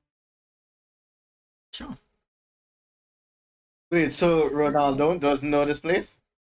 Ronaldo is right here and chilling, but y'all are talking to the dwarf, so he waiting for y'all to finish doing your stuff. I talk to the child. Maybe he knows. Oh yeah, I'll ask the child. Oh, the leap, yeah. That's way down to the that's way down to the east. You'd have to walk quite a bit to get there. Do you not want to go west and head there instead? What else is there? What else is there to the west? Well, if we head to the west, we'll see things like the empty net is there, but y'all wouldn't be interested in that. I was for that. Yeah, I would actually like to know about the empty net. What's that place like? Oh well, it's a place where where there are a lot of people there that and they say bad words and then they're kind of scary and they could be mean and they aren't very it's I don't want to go there. Okay. I tell the. Can I do a perception check to find out whether this seems like it might be linked to my sister? Sure, but could you explain to me how you would know that it might be linked to your sister? Well, he seems scared, so from the ring that I heard about. Oh, well, you don't have to roll a perception check if you've gathered this intelligence that he's scared of that place. Yeah, you could assume that there's possibility of this being somewhere where criminals hang out. Okay, cool. Yeah. Well, then there's Caladoc's Tower, but I mean, come to think of it, I wouldn't really go there either. I think that if you, they say he calls you all in with his hand. If you say Caladec's name out loud, he can hear what you talk about. What groups do you know that frequent there? If you gangs, in terms of any gangs. I don't know. A lot of guys from the empty net, I guess. I don't know. Anyway, you could go to the quartermaster for use. Eliander's house is there, and the mining company. I see that you spoke to that dwarf over there. Maybe you'd like that. Oh, and the wicker goat. It's well, I guess it's for people. Well, for people like you. Is it okay if I say that? And he points to your character, Alex. He points to Zach. Yeah, I'm sure. I don't take any. What am I supposed to mean? Well, the wicker goat is where all of the dwarves go to drink. Okay. Can you point these places on the map? Like just highlight where these places. All right, Mine, cool. So he points in this direction, Right. and he'll show you the wicker goats. That's Cool. what okay. Yeah. Where the mining guild at? The mining guild is is over here. Okay. Yeah. Keldek's tower is over here. Eliander's house is beyond that. Right. He'll also point out the barracks and the jail. And over here is where most people enter the town. Yeah, trying.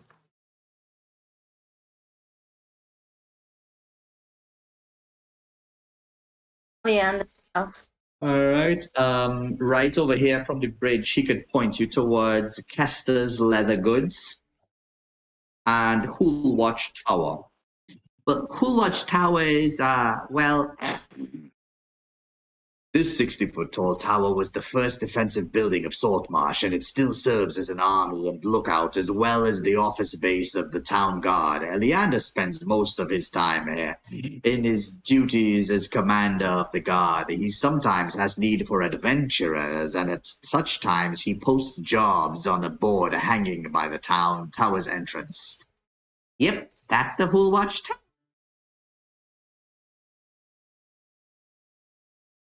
Nice. I want to go look for work. Yeah, I agree. And then I said that we should check this and maybe we can find some work there. And I also kind of wanna, while you're checking out the work, I'll pretend to be super interested, and while you're distracted, I'm gonna sneak in and see if I can Well, find any files and any kidnapping stuff. let's get there first, and you'll do that one thing at a time. So, for instance, when we get there, you could say, "I'd like to try to sneak in through the door," and then we'll see if you succeed, and then from there we'll say what next you want to do. Okay? Okay, cool. Yeah, great. All right. So as you'll walk along over here towards the Pool Watch Tower, yeah, as you arrive, you're going to see that there's a lot of greenery in this area. It's far out from the tower, from the village, so that there are more birds around. Your owl is going to pay attention to them, but stay on you. And yeah, at the entrance of the Pool Watch Tower, you all will see that there is a bulletin board. Alex, roll a d6 for me, please. D6 is being rolled. Here's my die. Here's my die. Got 4. With or you look through and you see a bunch of random notices, and then finally you get to one that says in bold, "Defeat a threat, be a hero, fight the cultists in the Deadwood, and get some money." This sounds quite interesting. That seems so daunting. Could we repeat that again? Defeat a threat, be a hero, defeat some cultists in the Dreadwood, and make some money. Yes, I agree with we Okay. definitely some cultists. That seems like up our alley, guys. What y'all say? Some cultists. I'm severely I'm a light on person- coins. I could really use the reward I here. agree. Whoa! I agree. I think we could do with some coin. Don't tell me how much are we gonna get? It was supposed to be, but I'll re-roll. My chance, this. One coin. We have to bite it into 5 pieces. Okay. All right, yeah. Y'all will get 85 points for 185 points for doing this. Give me 185 coins. Gold? Silver? Gold points. Yeah. That's a lot of money, guys. Let's do it. So as y'all say, that's a lot of money. Onyx, you start to think that it is a fair bit of money. Perhaps that means that this is a fair task. There's 100 gold pieces. 185. 185. 85. Thank you. That sounds dangerous, guys. I suppose it is. Because this about tree. The child still with us? Yes, he is. How long have they been trying to find these? I don't know what to call them. First time I'm hearing about them. I don't really go to the Dreadwood. It's not really a nice place. Where is it located? He's gonna take out a map and look at it, and he will say, "Well, the Dreadwood is the Dreadwood is to the north of here, and it's pretty far away. Let's see. The closest thing is probably 60 leagues away."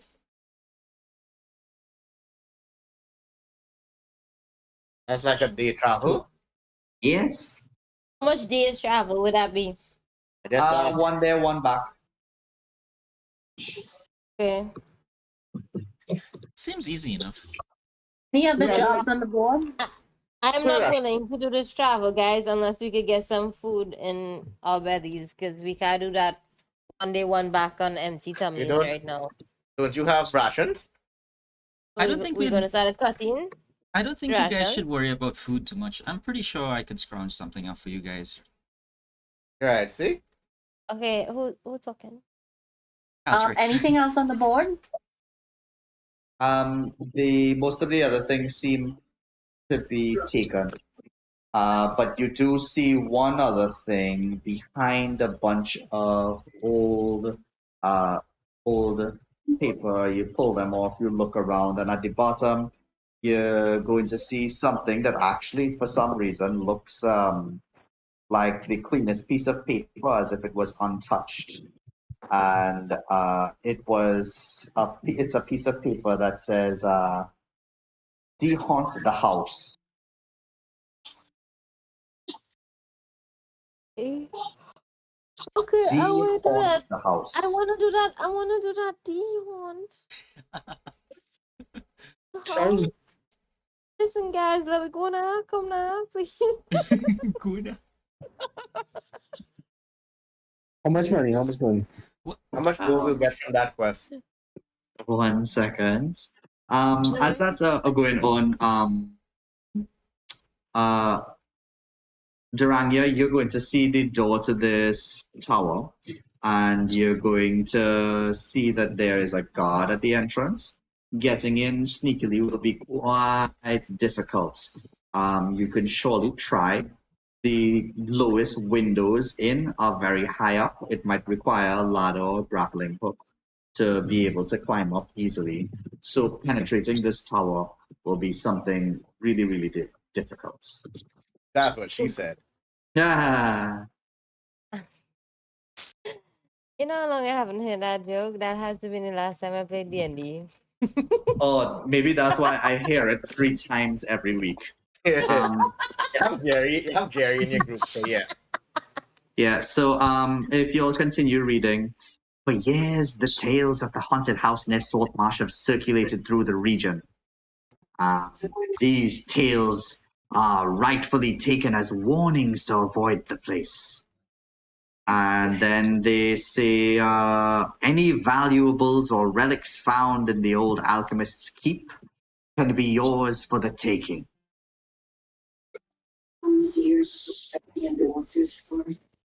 You'll hear somebody who's walking by, seeing you're looking at that.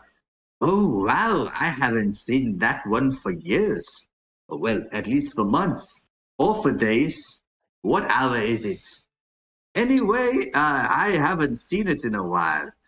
But forget about the money. It's your responsibility as incredibly strong and capable adventurers to go. I just sent someone up there a little while ago, maybe 2 days. And well, he hasn't gotten back. It's probably because of all the gold that he found is heavy and he can't get it back to the Saltmarsh very quickly. If you go, you must consider that it is just your duty. And he looks to you, Onyx. It is an unholy place, and it is so close to civilization. There are wailings and flashing lights, lights that disturb the mind and the heart. Whew. Let any abandoned edifice rot in obscurity so long as the dead leave it alone, but how can one let stand a harbor for evil? The house must be cleansed of its otherworldly occupants.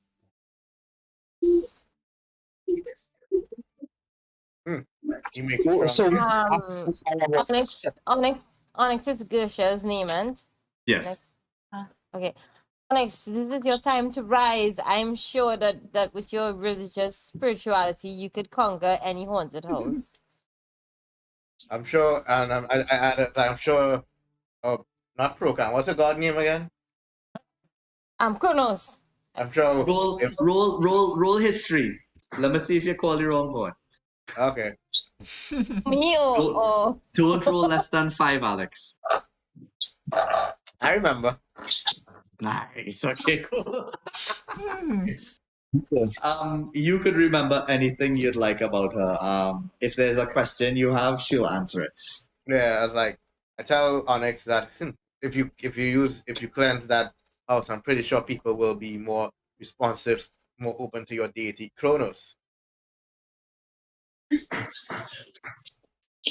Yeah, but if we dehaunt the house, then this other guy sounds religious and he will get a foothold because he will get back that territory.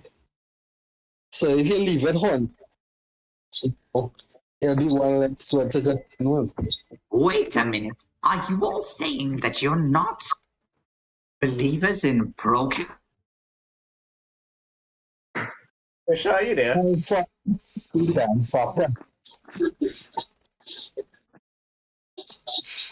Caltrix looks away and whistles nonchalantly. Well, if you all are not followers of Procan, then you best not go without his protection. Well, you'll just become more ghosts of Saltmarsh. He did it. He said the name. That's the thing. Roll credits.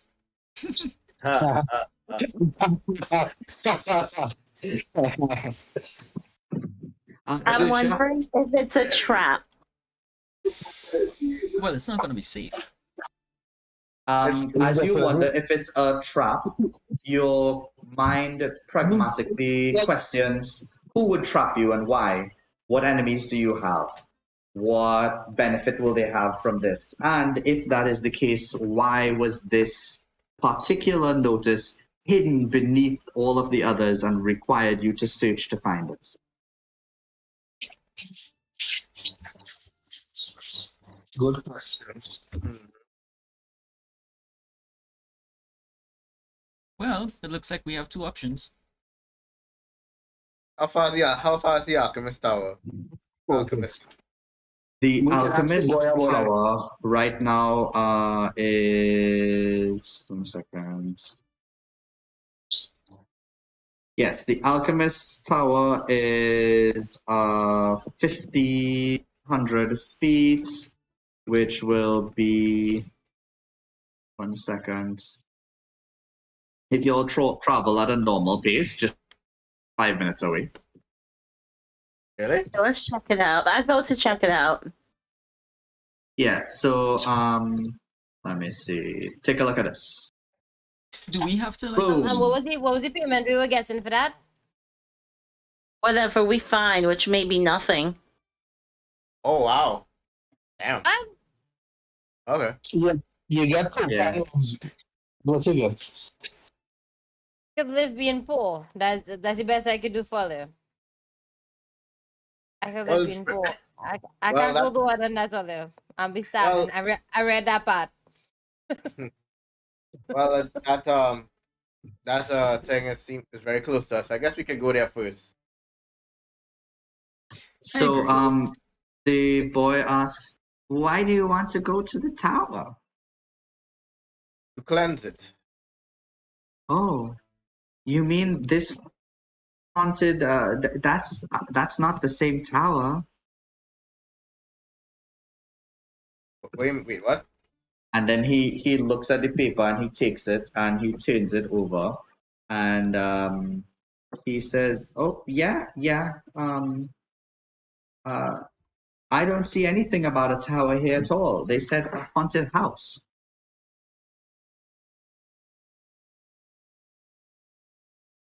What? So was it posted by someone? Would we like have to There's no title on the parchment. So basically, we Um, just winging it. so basically, it seems that people just want this cleansed. So there was no reward offered by a person. They just said whatever you find in there, you could keep. Mhm. Y'all could find out more by inquiring around the village. oh well, why don't we just go look at the house? And Yeah. if it's a mansion, then there may be some stuff with Yeah, Ronaldo says, "Are you all really gonna go to the haunted house? Yeah. Do you think it's safe?" And then he looks down at your sword and he says, "Is this the kind of things that soldiers do?" Yes, it does. Yes, we do. We train for this. It Oh, can be scary, but when you get older, you will overcome this fear. well, my daddy wouldn't go to the haunted house and he's older than you. What does your daddy do? Well, he's a fisherman. He's not a soldier, friends. Oh, soldiers are brave and fishermen are not brave? Not exactly. I wouldn't say it like that. But we do the fighting. We protect those. We protect this. We protect those who can't protect themselves. Huh. Well, if that's the case, all of Saltmarsh needs protecting from whatever ghosts live in that haunted tower. Exactly. That's why we're But going. it's probably maybe even, well, half a day away. Half a day. Yeah. Well, maybe a little less if you travel quickly, but it's not in Saltmarsh, it's just outside. outside would suit me well. Yes, so you would have to travel south of Saltmarsh for about 1 league. Okay. Is there a south? Hear me south, east, sorry, down of Yeah. Saltmarsh. Is it So down or up? west. Hold on. Up from the map. Up. Yeah, I the, have two maps that are facing in opposite directions. I'm going to spin them around. yeah, the one we have to go to the east is up. On the map we on. Thanks. Yeah. Thanks, that would help. Advance, For us directionally flip, impaired people. horizontally. Cool, yes.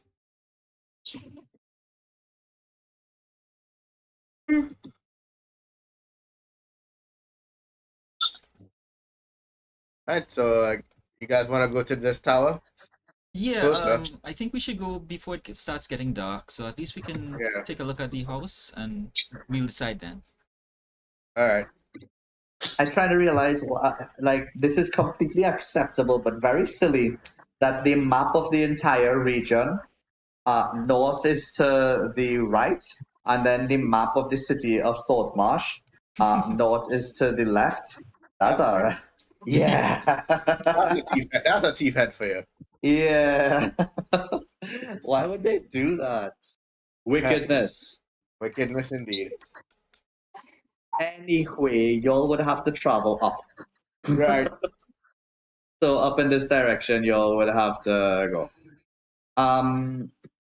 Does So, anyone have yeah. a map of the city, by the way? A map of the city itself. There Yeah. was one inside the town hall, which would mimic the same map that y'all have here. But if y'all collect it, I would let y'all see numbers on the map, which might make it easier for y'all to communicate. Yeah. Okay.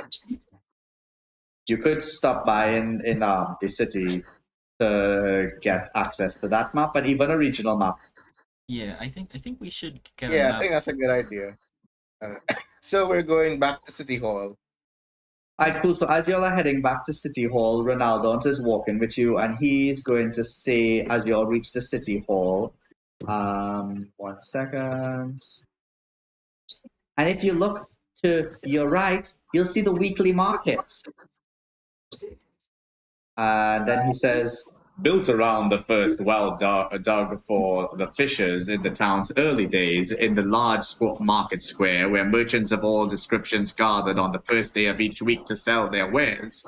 Initially established to sell fish, the market has grown to include a wide variety of goods. The center area of the square contains a dozen long tables where shoppers can eat communally. Items can be found of all sorts here, at standard price even. Anything costing up to 150 gold is available for purchase. Hmm. Pretty nice. I must say, I'm interested. Ronaldo, your voice when you tell us about these places is quite interesting. You should really do this for a living. Oh, well, I'm not really allowed to work like that right now.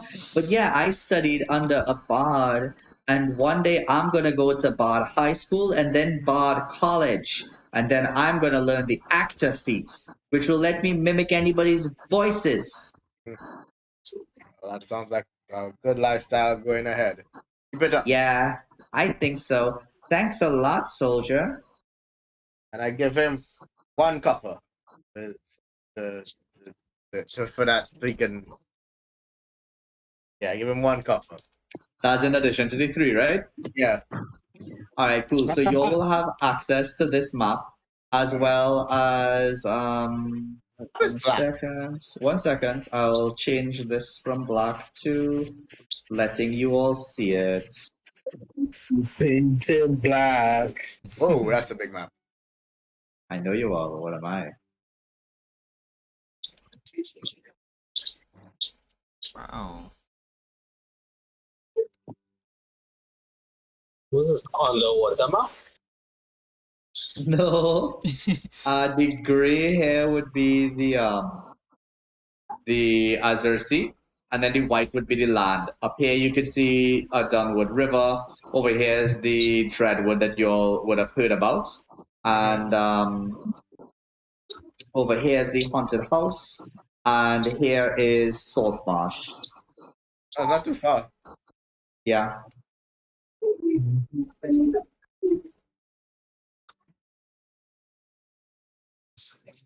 All right, guys. You guys ready to head to that tower? Yeah, I'm ready. Okay, cool. Now back to this map over here. I'm going to put some numbers for you all to see.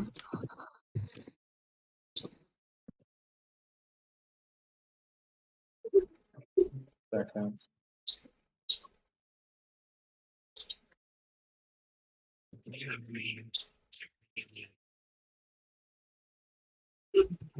You all see those?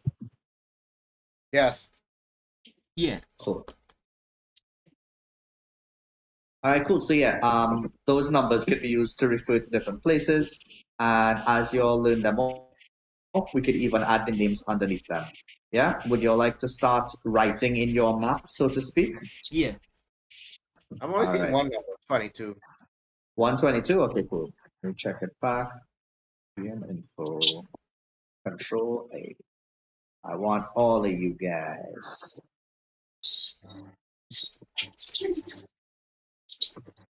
There we go. Woo. Right. That's a lot of numbers, man. That's a lot of numbers.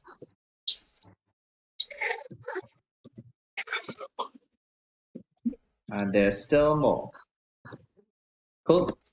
Yeah, Alright. it starts to So, feel a little yeah, less the, confusing being in the city now. Yep. So down here, y'all have explored this place, which is the Saltmarsh Tower. Number 12. Yeah, so I'll just mark that in for y'all so that y'all could full watch tower. And see, tell me if y'all see full watch tower on the nameplates. Yep. Cool. Alrighty, and you'll also explored number 10 shark fin bridge, right? So Yeah. let's Yep. put that in. Shark fin bridge. Y'all are free to put down other marks that we could label. Just let me know what you want to put in, and we'll move on from there.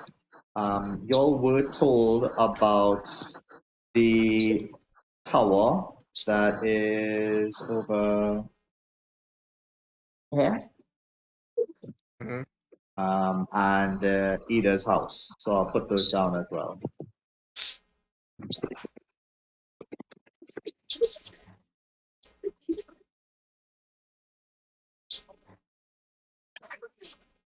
And the mining company.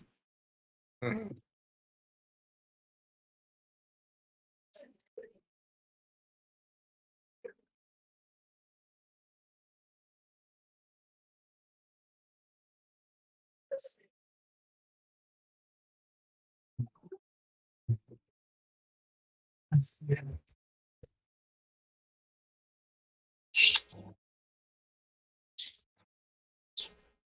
Okay, cool. And we'll add as we move on. Yeah. Yeah. Alrighty. So yes, right now y'all are over here. You'll enter and see the typical bustle and everything. Ida will see that you'll have a +1, and she'll say, "Oh, is that you that you've brought in? Sorry, you broke up a little bit there. Is that someone new that you've brought in?" Oh, yes. Yes, Ida. This is our new companion. He seemed to have come in just last night. Well, you know the drill. Get those things quickly and I can sign it before I go upstairs. You caught me at a good time. Mm-hmm. Trek, do you know what to do? Nope, no idea. What do I need to sign? Gotta fill out this form and that form and pay 2 silver so you can temporarily stay here. Oh, okay. Well, that sounds fair enough, I suppose. Hold on, let me see. I roll 17 to remember what forms he has to fill out. You pick the absolute accurate forms. You remember the person's name. You say it to them. You get through super quickly. They ask you your name, and they smile at you as you interacted with them so humanely. And you get these to Ida, who waits for your signature, Caltrax. Sure, so I'll cursory glance at it, but I have no familiarity with legal stuff, so I'll sign it. All right, cool. You signed at 2 spots where she points to, and she signs it as well. And she magics a copy for you. Using her fingers, the letters one by one rise off of the parchment, and she places it onto a blank parchment and gives you that one. And she calls somebody over who takes this original one and goes to file it. Well, enjoy your stay at Saltmarsh. I see you guys picked up the map. A very useful thing. Not everyone does that, you know. Some people go through months in Saltmarsh without ever consulting this map. You're so smart. And yeah. How much are they pay for the map, or how will they get the map? I was free. Yeah, it was free. Okay, we got free map. That's cool. Mhm. That is cool. So, yeah. What y'all up to? Ronaldo is outside, and he says, "Are you guys finished with the tour? Because if it is that you do have to go to the east, I might as well show you around while you walk there." Sure, that would be greatly appreciated, Ronaldo. Yeah. Perhaps along the way you can just let us know where the general direction of the leap is. You may want to check that out later. Of the leap, well, the leap, did someone die? Lots of people die. Are you gonna jump off for all of them? No, I don't think I'll jump off. Why do you want to go to the leap then? Sometimes is best to make sure that people are remembered, that they are Sometimes you forgotten. people to part with their money before they leave. Okay. Yeah, as you're walking, you will look at a great mansion over here. That's Gellin Primewater's mansion. It is a large mansion right on the docks, allowing him to oversee his ships from his upstairs window. He sometimes leans out to shout orders or answer questions for his captains and crew, his booming voice echoing over the docks. His voice, in fact, is the one that I have been studying ever since I was 5, and that is how I sound the way that I do. The location of his house also makes it convenient for him to do whatever jobs he has to do, because he is so close to that dock. What's the name of the mansion? Primewater Mansion. Its most notable feature is its grand entranceway. Look in. You might even see the feast hall. Yellen hosts at least one extravagant feast per week, headlined by food and drink brought at distant ports. His cook is a young gnome named Felisa. Sometimes she hires adventurers to find rare herbs, meats, and other ingredients for her dishes. Well, that seems like a fine place. Hopefully, they'll have a feast soon. Seems as if they get a good catch this week. Well, I hope so too. Well, As hey, you continue up, he'll show you a couple houses where his friends live, and you go further up. You'll see over here the dwarven anvil. What's the I matter? have a question. A question. As you just said, we get a good catch. Maybe, maybe we could get like a good meal. So perhaps I don't know if Onyx might be able to pray for us to her God, since he's like so powerful, and he's, I believe, from what I was looking at, he kind of commands oceans as well, like a whole mix. So I don't know if she might be able Oh, to help he's a us. follower of Procap? By the way, is there a bookshop in Saltmarsh? A bookshop? Well, there is a library, but we'll get to that. Meanwhile, Yeah, no problem. Meanwhile, over here, if you look through this window, you'll see the dwarven anvil. And he looks towards you, Zach. But it's not run by a dwarf. The I'm standing by blacksmith's forge has a single anvil with a clear sign of dwarven origins and a backlog of orders 10 miles long. The human smiths make hooks, nails, harpoons, knives, fishing weights, and much more all day. Their master smith is an elderly dark-skinned woman named Mafira. Her son, Jasker, is her best journeyman.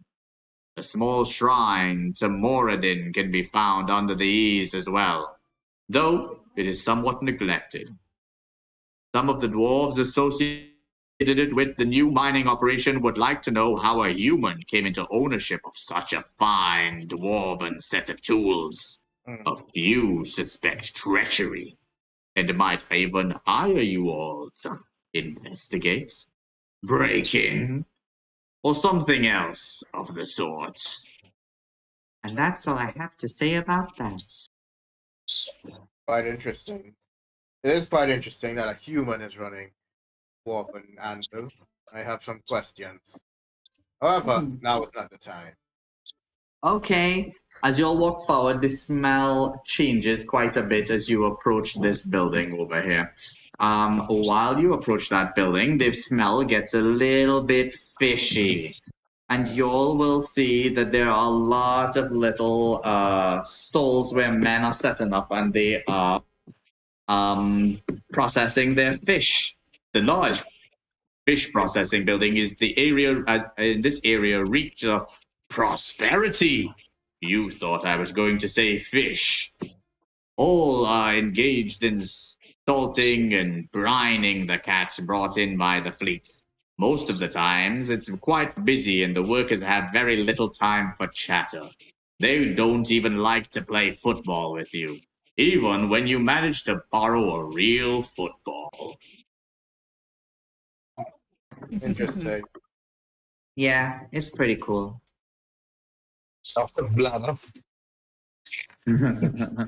He continues up over here to number 19. And at number 19, you'll will see a strange looking building that seems to be a hodgepodge collection of many different things. The Owlin family has owned this sprawling mansion for generations. Despite the family's wealth, the building is a sprawling collection of new constructions, expansions and additions. Each generation of the family has added to the building to accommodate the can's growth. The family takes in fishers who have fallen on hard times, sharing their wealth with others until they can recover. The sprawling maze-like interior of the Howland house has spawned rumors of hidden passages and secret chambers within it. Some say that the family once engaged in smuggling.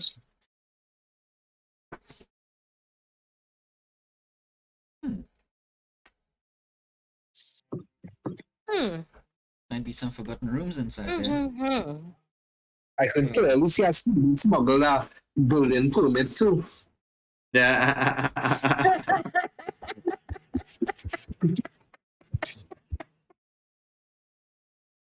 Breeze blow that first one going down, eh? Watch that now.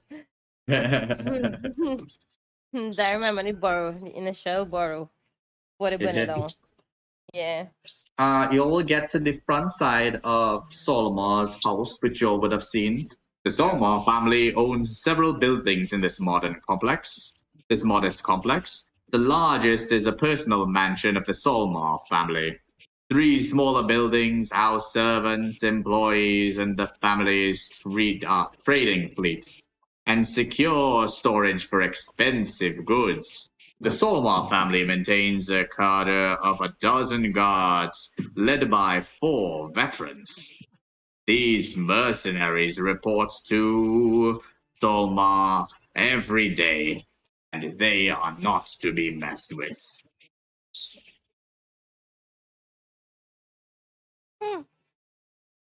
I watched them. I'm like, the family has some well-trained soldiers. We best be cautious. We best be on our best behavior if we go in there. Best admit that I'm not really that good at negotiation, and I should let Onyx do it. As you'll say that, you'll see that there are 2 members of the city guard who are marching past with halberds, and they're looking at you and they nod and they continue walking. It's easy for you all to see that this is a privately hired set of guards, as the boy said, mercenaries. Yeah. And this is the Mariners Guild Hall. The Mariners Guild serves all the towns along the coast, providing a bunk and a meal for sailors passing through. Sea captains in search of a crew stop here, as do others seeking news from afar.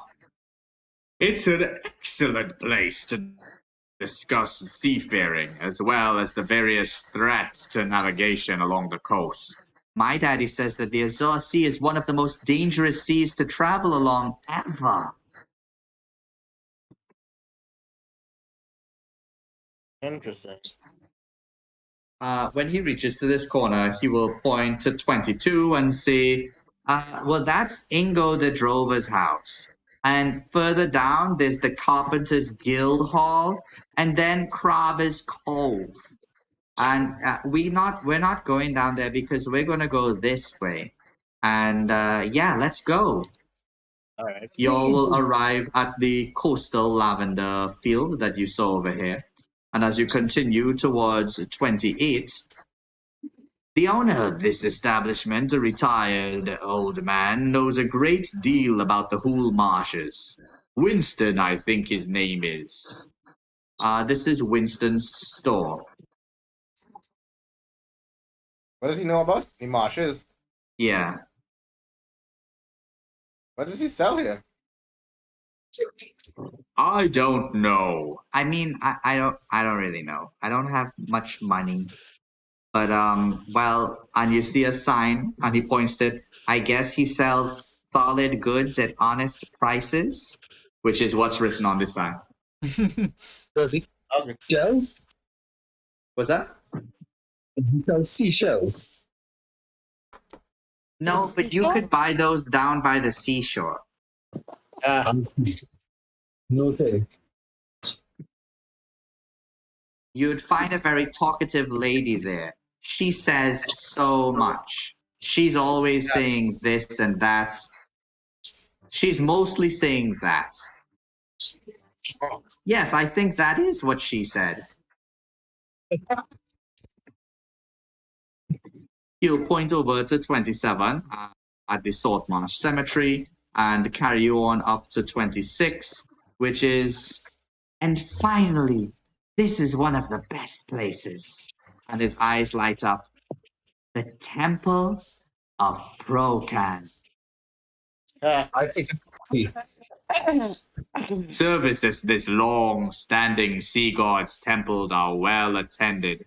The congregation is led by a one-legged former whaler, Willigar Brine, an older human man with a sharp memory for every storm, lost ship, and enormous catch ever brought into Saltmarsh Harbor. He knows many fanciful stories of shipwrecks, even if I don't know what the word fanciful means. I heard him say it himself. He knows of lucky escapes and famous captains. Matters ashore rarely interest him, but the temple and its bell tower are also served by a half-dozen natives and lay people who keep things running smoothly. Welgar will give the blessing of Procan to anyone who seeks it on their ship.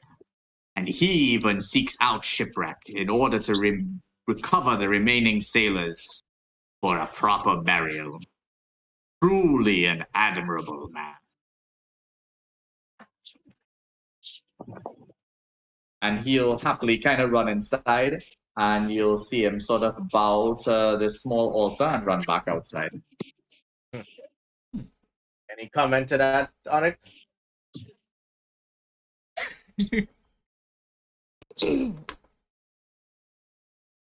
Yeah, they clear truth, but I don't know. I don't know if Onyx is there. I don't know if Gosha is there. Yeah, I cleared my throat, but that's all I did. I didn't make any comments. Okay. Okay. As you all continue up towards, actually roll a deception for me. Onyx. Good, Onyx.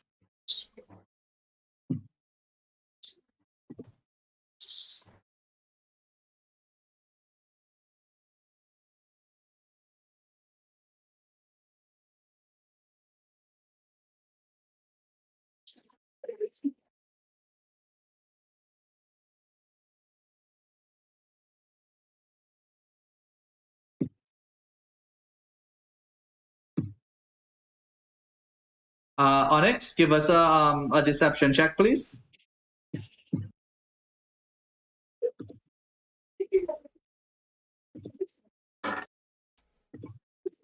$18. Nice. So yeah, you perfectly managed to withhold any sort of expression that you might have, and he has nobody has any sort of understanding that there's an opinion that you have except for the fact that all of your friends just assumed so. This girl rolled a 18, 19, and a 20. So as three people passed by and praised Procan, she managed to stifle 3 responses in a row perfectly. And yeah, Good job. at this point, The rock, is all you could hear over and over, and you stop being able to hear the sea. You stop being able to hear the child speaking to you and everybody around.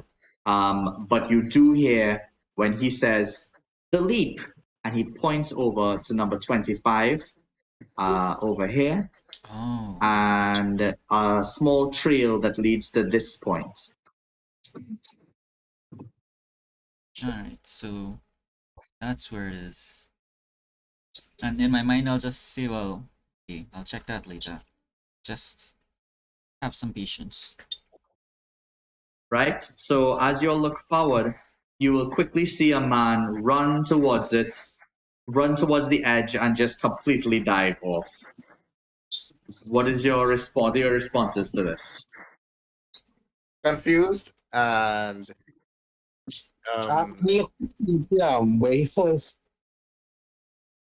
Well, you look down and you could see that even though there are bits of rocks over here, the exact spot where he's jumping will allow for him to land safely, as if there's a dugout depth in the shore at that point. As he lands, you'll see him after a couple minutes arise at shore on his knees in mourning. You'll see him cover his face and wipe it off, and all that he wears besides the pants that he jumped in with is a grimace as he looks out to the sea and reaches out his hand and says, "Goodbye." The rest of you, besides for Caltrix, y'all will hear the explanation for this when the boy will realize that this was weird for you all. He says, "Oh, don't worry. The leap is an outcropping of rock nearly 100 feet above the churning water below. Several stone benches stand near this precipitous edge, and a few stone markers sit in the tall grass nearby. Traditionally, the people of Saltmarsh leap from the cliffs into the water below when a loved one drowns at sea. This jump is usually not fatal. The water below the leap is free of rock, and it is a short swim back to dry land." So is this a Procan ritual, or is this specific to the town? No, this is a Saltmarsh thing. Though everybody stops at the Procan temple before they arrive at the leap. So, you know. Understood. what an interesting ritual. You never see it. You'll never probably never see a dwarf do that sort of thing. I've barely ever seen a dwarf until a couple years ago. Years ago. Yeah. Okay. Anyway, well, this is it. That's the town. Thank you for the 3 copper, and thank you for the tip, soldier. I'm going to Yeah. be just like you when I grow up. Well, that's glad to hear. But don't forget about your bard training. You want to become I an won't. I won't. Can't I be both? Can't I be a bard and a soldier? Maybe you can be a barbarian. Aha. Oh, maybe. He doesn't seem that enthusiastic about that. Ah. Do they get to wear shiny armor like you? I've not seen, to be honest. They tend to run around on armor without any armor at all. Nah, I could. I'm already allowed to run around without armor. No point aspiring to something I've already accomplished. I see. Well, it's up to you. But if you ever need some training, I'll be in Saltmarsh for a while. Oh, wow, okay. This is great. I'm glad that King Kyolin sent you down here. Thank you so much. What's your name? My name is Zach Zimuria. Zach Zamburia. Mr. Zamburia, I hope that I see you very soon. And at that point, roll a survival check for me, Caltrix. Sure.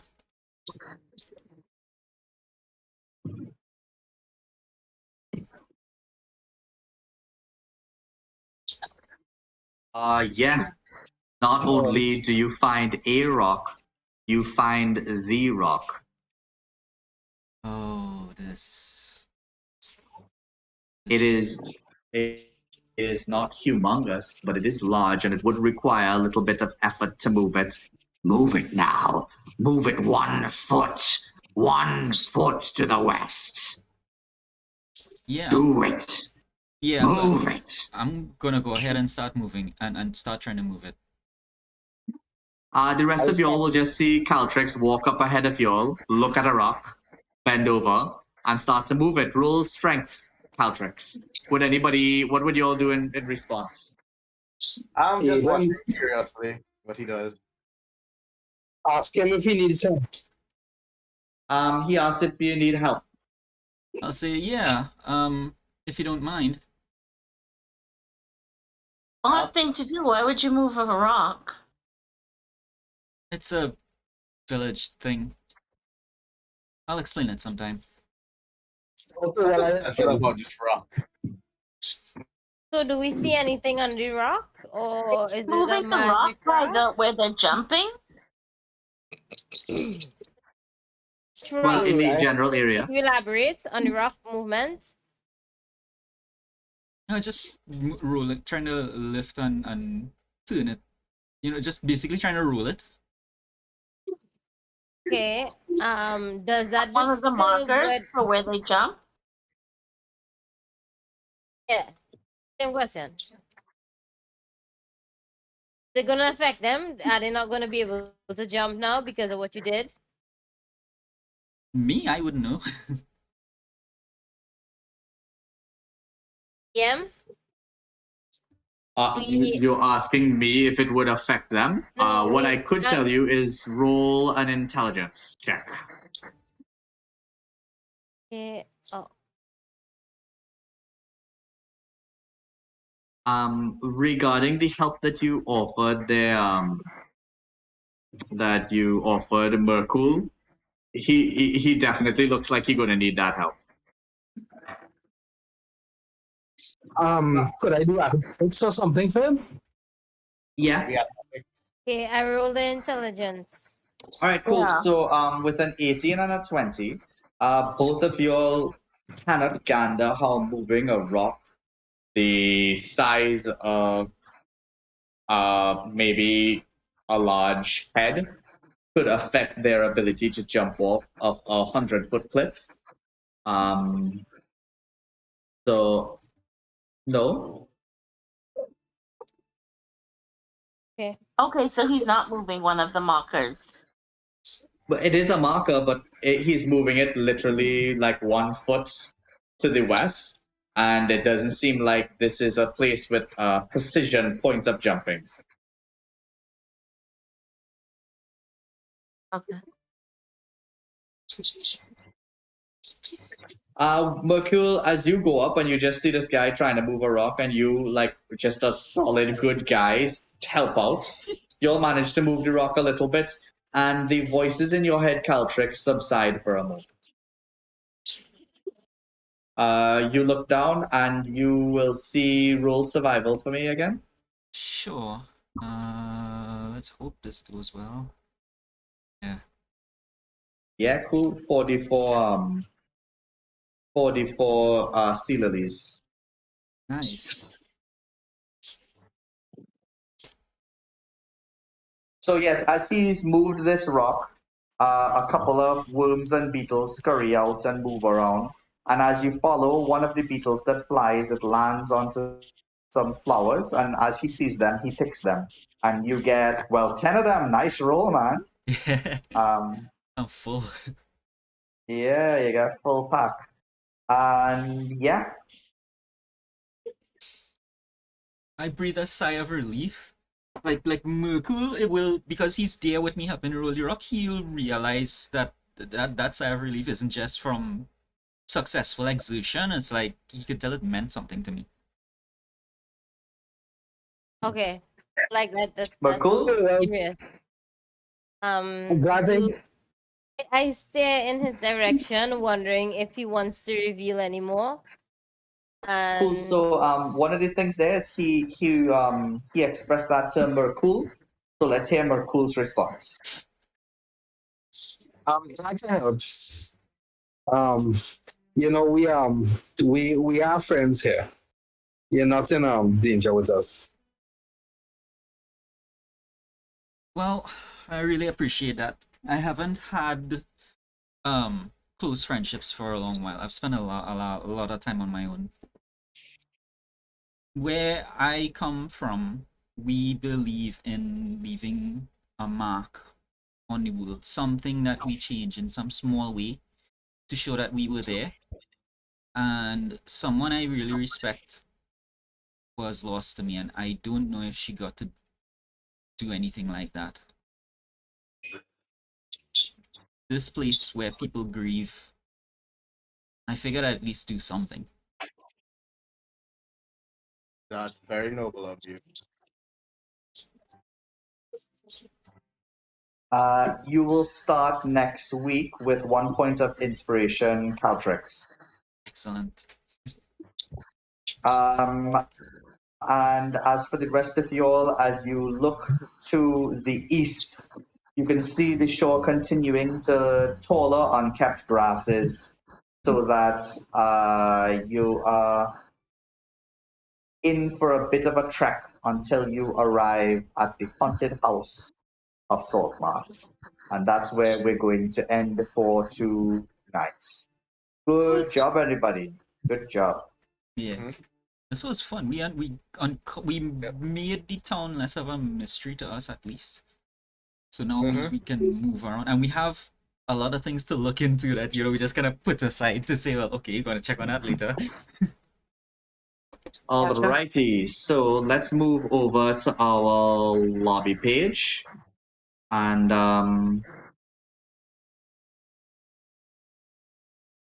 yeah, we're over at our lobby page. And today, the loyalists went up to 51, Alex. Oh yeah. And the traditionalists went down to 49. Good job. Oh yeah. Starting from the youngsters, I love it. We're still at 0 temples, but we have been exposed to 1. Sanity was decreased. Could you remind me what your roll decreased it to? 97. Let me check for you. Yeah, 97. All right, sanity is at 97%. We still have our girl missing in large, and we still have gained no group gold pieces. I would say that y'all have definitely settled into Saltmarsh and de-haunt the house is your next main objective. Nice. Nice. I could ask one question before we go because the names just real confused me, so I'm trying to write it down. So Alex is Zach Zimaria. The Maria. Right? Yeah. Alex, you can Fishes change your on it. display name in Roll20 to be Zach. Huh? You can change your Roll20 display name to Zach, and that'll probably help her. It is. No, he means at the top, but that's fine. Fine. I just trying to figure it out. So okay. So Chris B is who? Chris Merkul. B is Merkul.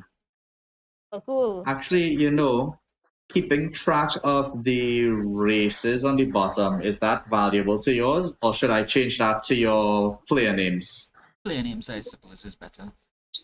Yeah. Merkul is fine.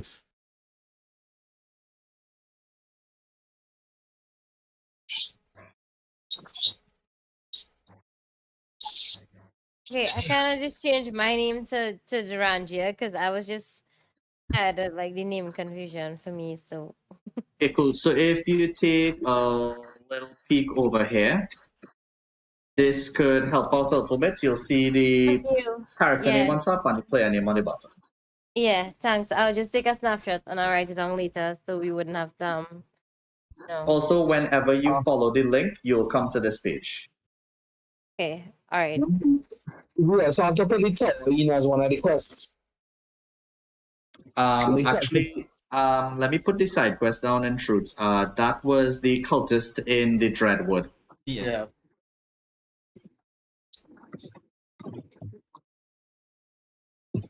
I'm checking out the cultists in the journal after. 185 GP. Yep, that's a lot of gold.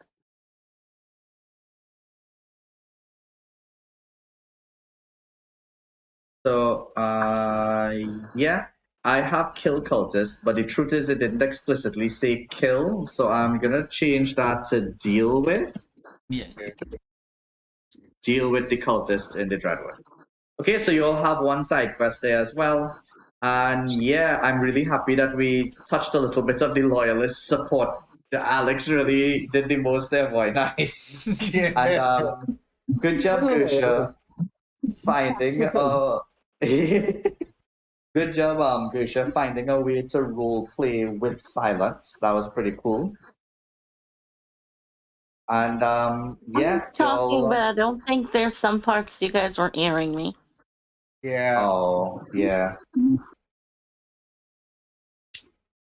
Yeah, well, Hopefully- guys, I think I heard we having a storm tomorrow morning at 5. It's 70 miles an hour. Kilometers an hour winds expected. So probably we might be having some bad internet. So maybe. Okay, all right. Yeah. All right, guys. Well, wonderful job. You all managed to bring the party together very well, and you all could continue to communicate on the WhatsApp during the week. We all are going to be traveling towards the haunted house. One of the things that I do in my WhatsApp groups is I allow for characters to talk to characters. Mhm. If that's the case, just put your name in your character name in caps and a colon, Yeah. and then type what you're saying to who. Right. Okay. And that way you all can actually get a lot of character development during the week. Okay, sure. All right, well, later. Bye. Okay, thanks everyone. Bye. Bye. Bye. Yeah.